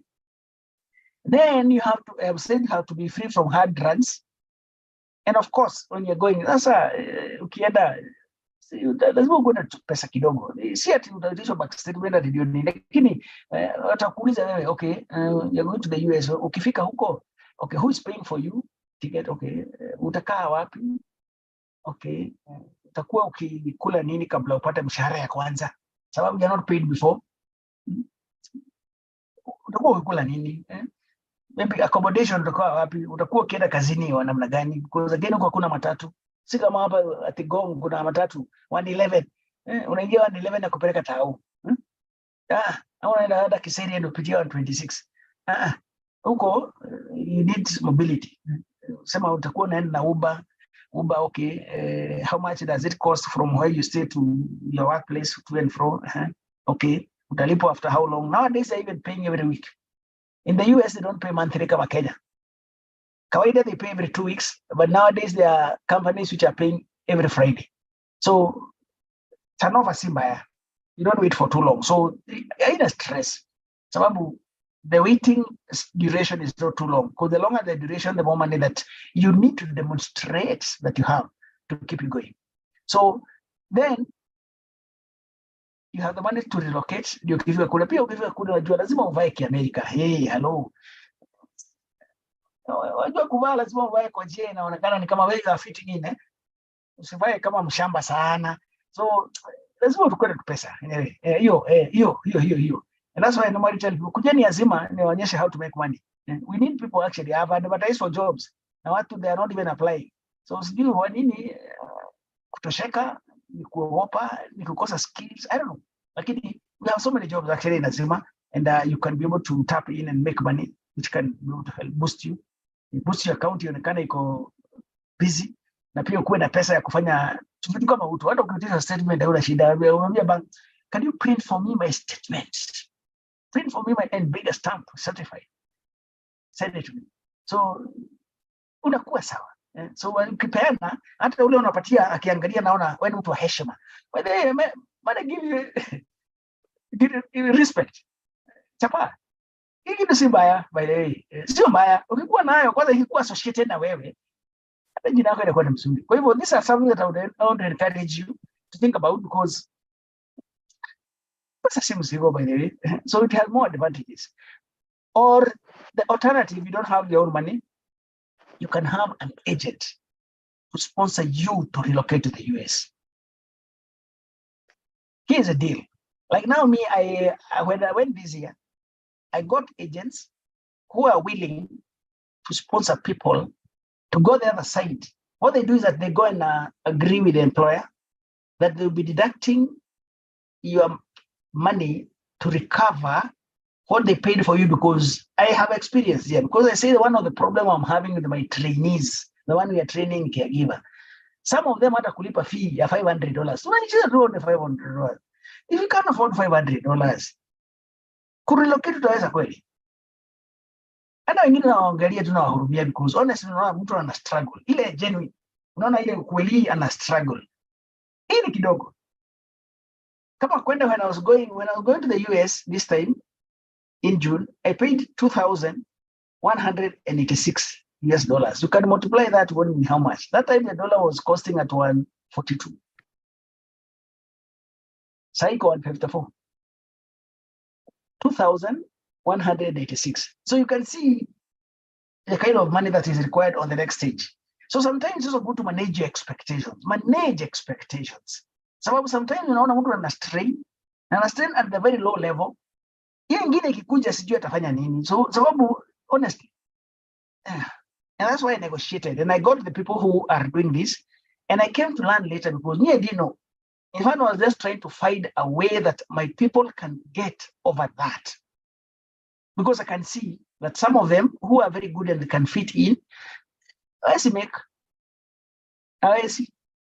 So when I was talking, I mean, their financials. So what they do that, if they give you, they pay for you 500,000, utarudisha ikuwa 650. So they make 150. So mnakubaliana how much will be deducted per month na itaisha lini. So you have to work in that company. What happens that you are bonded? You work in that company until ulipe pesa yao. Otherwise ukitoka kama nini utakuwa umefungwa, because the system in the US is very structured. You cannot move before you have completed the liability that you have and you have signed with another provider. So they're there. But now the biggest question I'm having is, Kenyans na vile wana madharau na kazi. Ukienda kule alafu kosa kufanya kazi unaingia hata kwa klasi yetu, by the way, people come late. Unachelewa kazi. Sasa ukienda kule ukuje late, ufutwe kazi na pesa yenyewe hujalipa, nani atalipa? Mimi kulipia kweli? So that is one thing that I'm fearing, na sijakubali kwanza ku sign that agreement because they want me to guarantee. Usipolipa, Azimio ndio italipa because they know me. I also don't want my friends to lose, because if they lose, urafiki itaanza kukua strained. And I'm helping people who have refused to work to make their money. So I'm also very suspicious on that, because in Azima, what I do is that I give people opportunities to make content creation, iko pesa. Ukitaka training, kuja kutrain nini watu Azima, teaching, iko pesa. Ukitaka ku video editing, iko pesa. Camera, iko pesa. So we have got so many ways that we help people to make money daily. We pay every Monday. Like Jana, we are paying people who had made money. We have got affiliate marketing in Azima. If you bring a student, we give you 10% of the value that the student pays. All that is on Azima website, azimainstitute.com. Azimainstitute.com. Just register as an affiliate, then you can be able to get money from us. So you don't want that. You want me nichukue mtu US akue na kulipia, alafu kienda kule kwa kawaida unafutwa, alafu mimi nakulipia na mimi ndio nitafuta hiyo line ndio uende. Hata Yesu alifanya mambo mengi mzuri, lakini walisema tunataka Barnabas, achilia Barnabas. Hii kama mtu kanaringa sana. Unasema him. So nikifikiria mambo kama hiyo nasema okay. Acha nikae. So this one is a bit hectic. And I have also come to realize that there are many Kenyans who have got this knowledge, but they are also growing cold feet, because who are they helping? How sure are you that the people you are helping will actually do what need to be done? Staff turnover is another problem. So we cannot give a job, sababu you are not disciplined. Who is going to take care of you? Honestly, who is going to sacrifice for you? So these are things, because now what happens that for that to happen, they have to do background check. HR. So it's now because the need. So for sponsored relocation, you require HR assessment to prove you fit the job description, especially on soft skills. If you don't have the soft skills, like ability to communicate properly, that one is very, very important. Now, if you're not somebody who has interpersonal skill, social skills, if you're not someone like now in our area of health, if you don't have empathy, you're not qualified. So those one they check now, because you now go into like now a recruitment process that first and foremost weigh you and your suitability for the job. Then they take you through the HR interview for them to see, okay, yes, huyu mtu ako sawa. Wanaangalia background check yako, ulikuwa unafanya kazi wapi. That's why I said yes and no, because do they check background? Yes, they do when they want, if you have to be sponsored. Because sponsor siwezi kuja tu hivyo. Lakini kama unatumia pesa yako, you are better. You should have some practical experience in the job, because what can you show? What will make them believe that their money is safe ikuwa na wewe wakikulipia? So it's your background. So that one will be determinant to determine it. Then you have to convince the employer that you are dependable. And you'll stay long enough for them to recover their money. For them to recover the bother of engaging you. Because employment does not come cheap. It's a long process. Remember, kuna onboarding, they onboard you. So when all that is being done, you're being trained. Alafu unakuwa tunatoka hiyo kazi hapa, unaenda kwa mwingine, you know, the same thing. Kama hata mimi when you're recruiting here, kama ni permanent job, that's why I like kids. If is a permanent person, unakuwa wewe, kuna pahali unakaa miaka miwili, unakaa hapa miezi 8 unatoka, hapa unakaa mwaka mmoja unatoka. You have left so many jobs. What can make me think that you are going to stay long in my employment? Iko shida. So these are the kind of the things that we need to look at and you need to be aware of when you want to go and work in the US. And I've said, and I want to repeat that going to work abroad, taking people to work abroad is not our responsibility, Nazima. We are trainers. We are like MTC. MTC, they train nurses. They don't employ. They don't employ. After you are trained and you are qualified, kama utaenda kufanya kazi Kenyatta Hospital, utaenda kufanya kazi MP Shah, utaenda kufanya kazi Nairobi Hospital, utaenda kufanya kazi kwa wherever, training is training. Under US, the one who train are not the one who employ. The one who train kazi on training. We are registered at TVET, not as a recruitment agent. We are not recruitment agents, Sisi. Lakini what we do is that now we have got the agent who we will forward you to ukitaka kuwa sponsored. Because you need actually to go through that one. As our government now imesema itakuwa ikiregister watu wakitoka. Somebody asked us a question. Now that is another area that I want to investigate and know what is the requirement, because we don't want to go against the government. We have to go within the government structure. I believe the government has got good reasons why they are bringing those rules. It is for good measure. So these rules are coming in not to make things difficult, but to be able to farm the process, because si mzuri pia watu wa Kenya wanatoka tu hivyo they just leave the country na wajulikani walienda wapi. Wakiwa shida huko hawana watu wa kuwasaidia, and their own brothers and sisters out there. Because problems happen. So it is good. And for me, what the government, the other day, we have got another friend of mine who is in Delaware, who has an agency for recruiting nurses. He's employed in Delaware. Then he opened a branch in Kenya. The office are in Westlands. But Juzi Nakumincha said that they are not going to be allowing nurses to leave Kenya because the best nurses ndio wanakuwa recruited by the recruiting agents. Tunabaki na watu ambaye hawana experience. So when they take all the experienced nurses wa Kenya waende huko nje, tunabaki na nani hapa kututibu? Nikasema I'm not going to help those people again because you are working against our own interest. And I don't want to become part of the problem. I want to become part of the solution.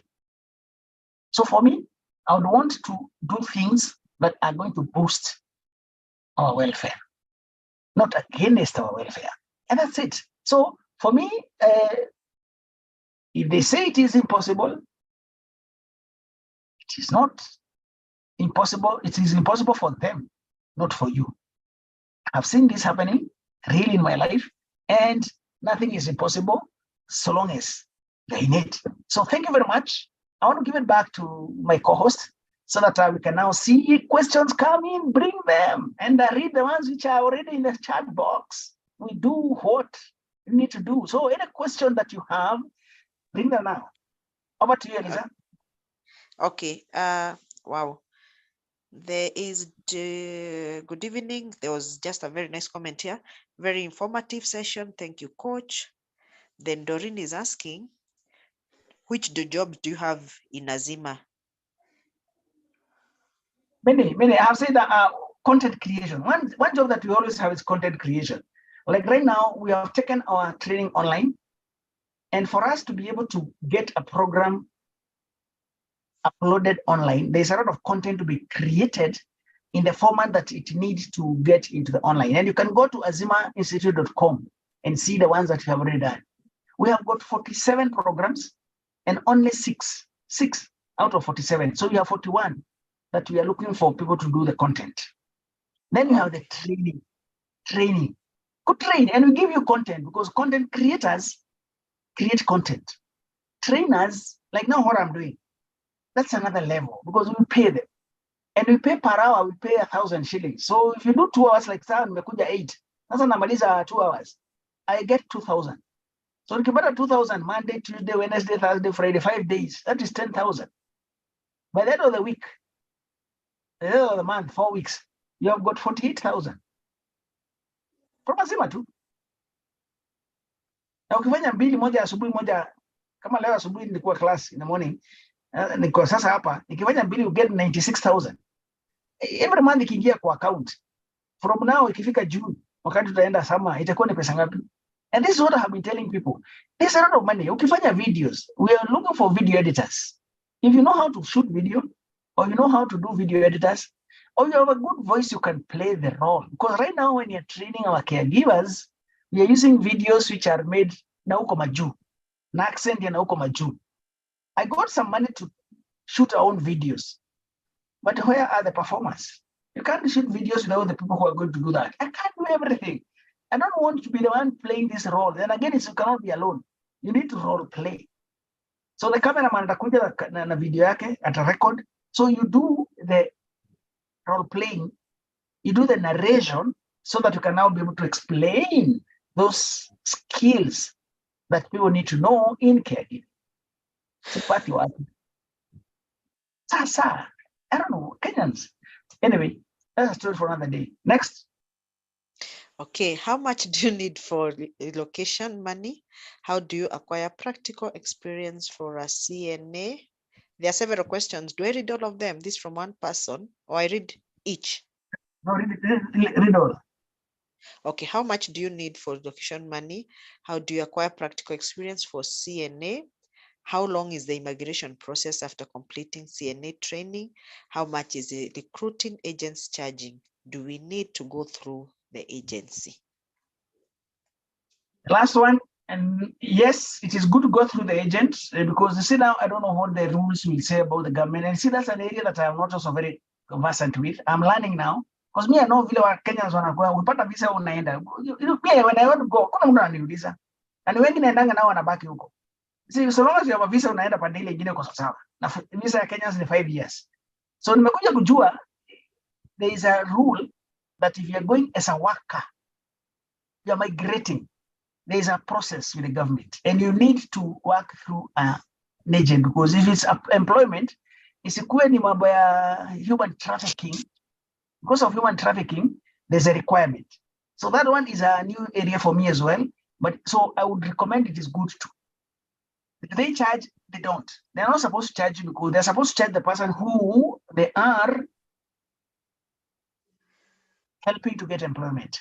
And they work this way. So there's an agent in Kenya who is registered by the Kenya government as a recruiter to take people outside for work, international.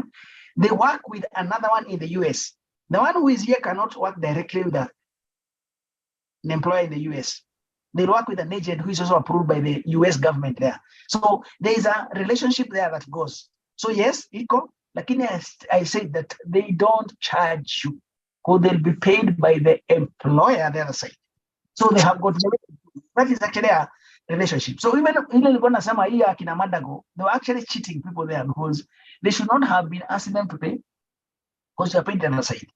Lakini unajua yao ilikuwa na maneno mengi sababu nyingine ni shule, sijui ma scholarship, sijui ma, I don't know, mess. Because them they were actually just out in it just to exploit people. They are not genuine. Kwa hivyo Kenyans are being cheated because the recruitment agents are not supposed to ask you for money. You know, in Azima, we don't ask you for any money, just for the training to prepare you to get a job. Our work is to train. So any other money that you require, unajilipiaga. In fact, the people we help, kama ni visa na apply, we show you how to apply for a visa, the documents you require ziko sawa. You are the one who have your money. Ikifika ni watu wa kulipa, kuna ile bank wanasemanga ukalipe pesa hiyo kwa bank, ama siku hizi wanachukua M-Pesa. You are the one who pay. We don't want your money for what? So we are not charging you for that. So we are just facilitating. So we are not recruitment agent. So we are not anywhere here. See, so yes, there is inakuwa. Do you need how much do you need to relocate? Now answer you inategemea. That one is a question you cannot answer. One thing is that it depends utaenda kukaa wapi. Ukitaka kukaa kwa hotel, unataka kukaa nyumba aina gani? What is your class? Because this one is fluid. There is no fixed amount. Ukitaka kwenda unaenda ndege gani? Unaenda class gani? So there is a nini, alafu what will be the exchange rate? What will be the exchange rate? So this one, actually, see like now the shilling is 154. Last week it was 145. 145. Like now the students who are now in our class now, they were paying at 145. Now dollar made 154. Maybe next week they go at 60. So any change in exchange rate in it changes the money in a very, very big way. So the practical skills, yeah, caregiving. I said you don't require this so much because right now, they're training people for 75 hours. Na unaenda kazi. 75. That's what they do in the US. In Azima, we do 90 hours. Then 1 month internship. So this is not an area where the skill is so much. But what we do is that during the training, we assess you as a person. You have to come, you are a dependable person. In fact, more soft skills. We take more soft skills than the technical skills because kama I seem to uko empathetic. Kama you don't have people skills, if you're not a people's person, you are the rough people that most Kenyans are. You are selfish. You are dishonest. You will not qualify. So it was, what kind of a person are you? You are going to work with very fragile people, old people, people with disability, people who have got certain impairments. So it will also be wrong in the eyes of God for us to clear you to go and kupeleka hiyo tabia mbaya wa Kenyans huko. So I will not be part of that process. I would. Because you see me, I don't want anything from you. I'm just assisting you because the more people I help, the better I become. So what I'm saying that for me, it's just a commitment that I have because my mission is to make poverty and unemployment a choice, not a sentence. So this is one of the way I'm helping people to get well-paying jobs. Jobs that are paying you income that you can live comfortably with. You can thrive. Not exist, but you can thrive. But here, you're to 50,000, anyway. Okay. So what are you giving? Okay. Have you answered the one for how long the immigration process is going to take after completing CNA training? You see now, yes, because you see now, immigration, when will you do your medicals? When will you do your background check? How long will it take? When will you have the money to pay for those things? Because you see, like now I'm telling you, I'm having a problem with students. They are not able even to pay for the fees. And you see, we don't pay, you don't go on. You see, under shule, under mtoto wako, if you don't pay, mtoto unafukuza shule. So those things are yours. And you see now, those things, immigration, it's not me. Because again, you see now, ukenda embassy, wakwambie utakuja visa after 3 weeks, ama 1 month, ama 2 months. I cannot be able to say because again, I say I'm not a recruiting agent. I'm not a recruiting agent. See now, what we are doing here is that the probability. Because what you see now, give it about 3 to 4 months. 3 to 4 months there. But it is not in my docket to be able to give that exactly. Because one of the things is that how quickly are you able to go through the things that you need to do to qualify for application of the visa? Because you have to do all those things I have mentioned there. Then you now have to have the money for that. Then once you book the appointment from the embassy, they will tell you when you go for the interview. Then I will be lying to you if I tell you that I know how long that one will take. I don't know. Lakini allow them that because you see now the good thing is that the letter of appointment will always indicate when you're supposed to report. It is not open-ended. Because kama uendi wanachukua mtu mwingine, it will expire. So they will not let the letter expire before they have cleared you. But before you do that, you must have done all the requests because the letter of appointment we know most of us here are people who have worked before. So we know once you're given a letter of appointment, there are the things that you're supposed to do for your report. Same. So all those things have got to be done before you submit. Next. Okay. With the sponsorship, is it still for any state or with your partner college? No, the sponsorship is different from the partner college because the partner college, what they do is just to allocate you a job. But the sponsorship now, that one is another financial. They can sponsor you anywhere so long as you sign a contract. So what they do is that they approach the employer, they agree, then now they are able to get you the money. It's like the way banks will sponsor you to buy a house. Nyumba imejengwa na, let's say imejengwa na watu wa center. Wako na nyumba wanauza huko Two Rivers. So wewe hauna pesa. So what happens is that ABSA wameongea na center nyumbani hii, wewe una sign documents na ABSA, wanakulipia kwa center, unachukua nyumba, so unabaki na bank sababu walikulipia. It's the same. So what I say that wakikutolea 500 wataweka yao juu. I said an example, utalipa 650. So wako na 150 hapo, wametengeza pesa yake pale. Na sababu kule pesa ni mzuri, tumeona ukifanya 8 hours only per day utapata 480. So mwenyewe sasa ile umefika na America, you are not extravagant. So hata unajua watu, unajua mambo ya kufanya kule, hiyo pesa utalipa within 3 months. 2-3 months umemaliza kulipa. So it's not an issue. They know that tunaweza kulipa. And by the way, that is how education happens in America. There are normally financiers.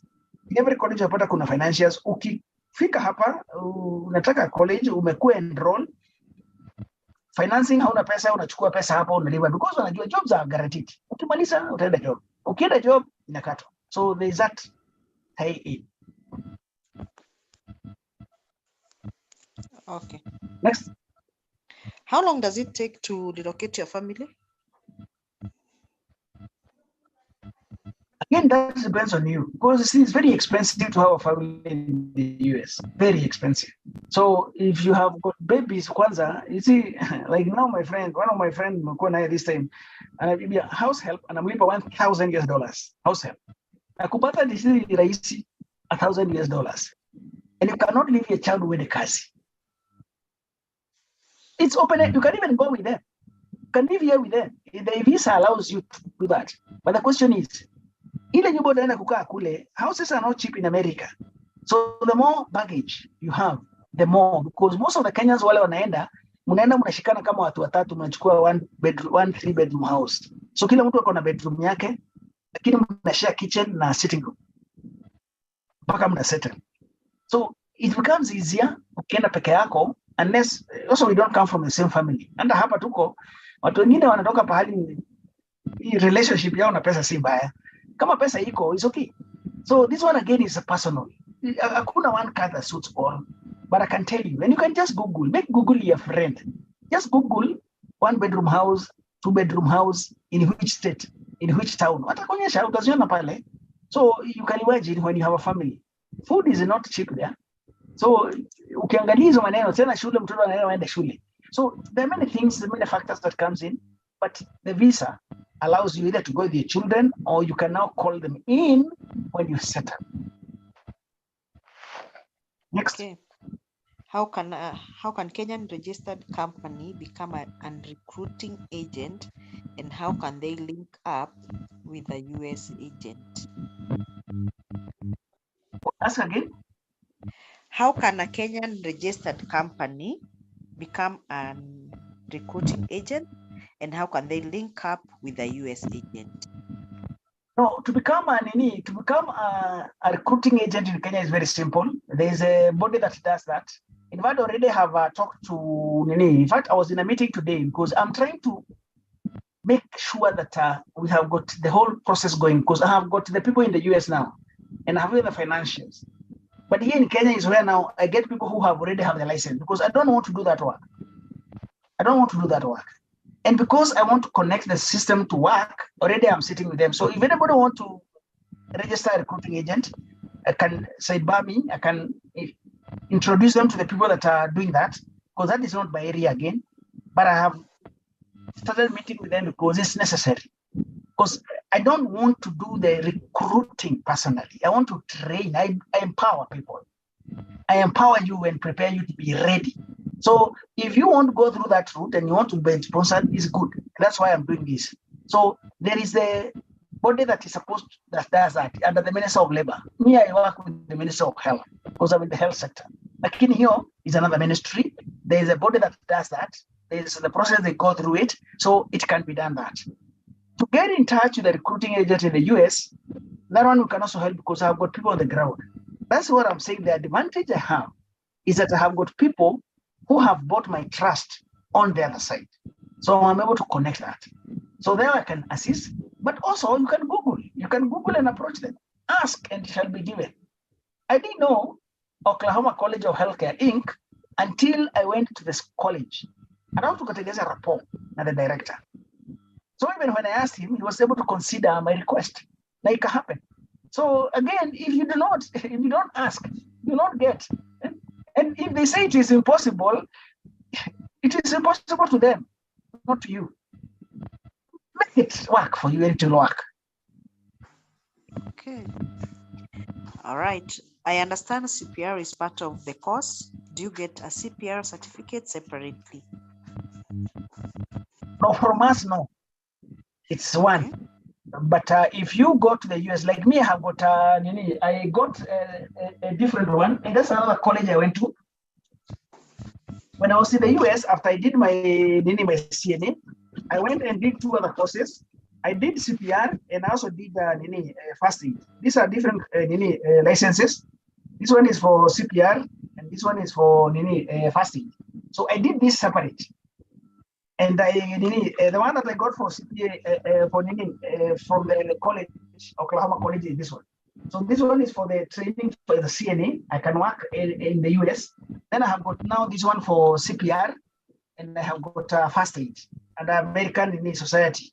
So mimi sasa hivi nikijisikia nafanya kazi in US, hata kama ni 3 months nitaenda tu. Sida iko na expiry date hapa, ina expire on July 2024. This one they expire after 2 years, and this is renewable. See, so this is not a license. This one is a certificate. So nikienda, what I do is get the license, then I can work. So these are different because they are given by different bodies. But you can, it's not much, and you can be able to get that happening. We don't train this, but you can also get it here from Red Cross. Red Cross, they train. St. John's also train. So you can get the one for CPR, the one for fasting. Next. Okay. This one is, will this talk be available after today? No, this is the last one. We've been having this. Now I want to go to other things, but then me, I'm an entrepreneur. This one, I'm just helping the people who are more gravitating towards employment, or those people who have got families, they can get their children their side, so they can get exposure to better jobs. I was just helping. And you see now, I have done my part. I've created the awareness that there's an opportunity. I want to move from here now and go to where I belong. Because me, isi yangu, hii mtaenda kwa recruitment agent now. Mimi namaliza. Because for me, it's just to empower you. And now I'm requesting other Kenyans to come and join me. For me, I continue training CNAs. Somebody else can train barbers. Somebody can train waiters. Somebody can train gardeners. Because you see, we have so many Kenyans who need jobs out there. Somebody can help drivers. Because it doesn't cost much. It didn't cost me much. The only much money that there was, okay, I had to have a visa to go to America to enroll to college. I paid $2,500 that time for the training to get a certificate. It's really expensive. So again, kuna accommodation, kuna mambo ya movement, okay, an issue. But that I was not going just for the college that time. I was going for other things. After college, nikasoma. After the business I was going to do during nikasoma. So when I come in here, I've brought it cheaper here because unasoma ukiwa nyumbani. The expenses ni kidogo. Ukienda internship, because the only one that is a bit cumbersome, sababu unaenda for 1 month, it will still not be anything close to what you'd have paid the other side. So what I'm saying here is that for me, I have now finished what I have been doing. I cannot continue because I have told you everything. Today I was summarizing. So I will not continue doing this. I want to go to other things. Today was the bumper harvest. So that at least now we can be able to go to other things. Every Tuesday, I'll be having talks. We will have other talks. You can take a look because I do a lot of other things. You can see my contacts here if you're the first time, because the number of you came the first time. Every day I have activities on my WhatsApp chat. If you want to join our WhatsApp chat where I discuss more, there is a chat that we have for caregivers. You can join that one if you want to become a caregiver. You can join business one, investors forum. You can follow me on Facebook. You can follow me on YouTube. You can follow me on other media because I'm also on those other things. Though I'm not very active by the way on some of them, come on Twitter, some of them come on Instagram. But anyway, I'll get somebody who's I also advertise a job by the way for a social media manager. I'm looking for a social media manager who can be able to keep this going because you see young again. I don't want to pretend good in what I'm not good in. So I want to get somebody else to do that. So I've also released a flyer. I've got many jobs I've advertised, and I'm looking for these people to come and take over these jobs so that we can try to see how we can be able to grow together. Next. Those were all the questions. The other one is they're just saying thank you for the talk. It was very helpful, including myself saying thank you for the talk. But I have a question about the training that is going on right now, the cohort 8. Now, once, because that one has already started, when is the next cohort coming? Now that we understand you want to join. Normally, what I do is that I have to get the trainers first because I cannot recruit a class and I don't have the trainers. So I'm talking with the trainers once they confirm that we might have a class in October. Remember, we are going to December now. And once we start that one now, it flow into December. So I'm still trying to go work the logistics because of the holidays coming in. And we normally go for 3 months. So that will go October, November, and December. So for us to flow, I'm wondering now, do we wait for January? We do the next class in January, or can we be able to do one more class here? I don't know. So I'm still working out with my trainers because they commit. Once they commit themselves is when now I say, now you can enroll. Otherwise, I don't ask for enrollment before I am through with the trainers. You know, I only have 5 trainers. We have 3 of us in Kenya, and one of the one who in Kenya is trained in the US. She was working in the US, and then relocated here, trained and worked in the US as a nurse. We have 2 in the US, then we have got 2 here in Kenya. Mimi kwa nimesema also hata mimi nimesoma huko. Kwa hivyo ni mmoja tu ambaye amesomea hapa. Hao wengine wote wamesomea huko majuu. So once they confirm how their schedule is, because sitaki waache student kwa class, that's when I will decide when I can be able to have the recruitment. Okay, good. Elizabeth. Yes, we are. Yes, we are. Yes, we are. I was trying to unmute. Please finish for us so that we can do the last prayer. You know, like this is the recruitment. I'm saying we are recruiting content trainers. This for trainers. So if somebody wants to get into this, you can come in. And by the way, we normally take our old people, Mashujaa weekend. We normally Mashujaa week. We take the old people for at least they also want to have fun. So we take them for a holiday in Mombasa. You can see this behind me here, the trip. Yeah. So we'll go by SGR. They have 5 nights on full board. We'll take them to Fort Jesus, enjoy old town. We'll take them to every morning. We go to the beach. We stay at the beach. Then we go to Malindi and they save us Kodagama Pillar. They can remember those old history because they also need to enjoy.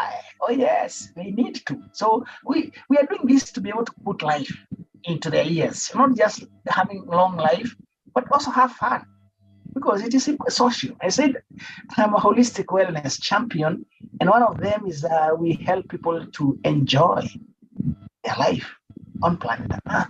So this is another thing again. I'm looking for people who are good in this area of travel. You get somebody who is conversant with how this thing works. These are areas also can be able to delegate and to get this going. I'm also having caregivers to go with them because we are going with the old people. I normally host them. I've been hosting old people. Disruption is kuja sababu ya COVID. I have been hosting the old people from 2018 during the Mashujaa week. That Mashujaa week, I give them a treat. So we are also continuing to do this and we are reviving. So many things are happening, yes, and we are doing it. Then we are about to be licensed by the government so that you can also start this home care services. So here in Kenya, most of my friends in the US, those who, their parents are here. If you go there, your wazazi watakuwa hapa.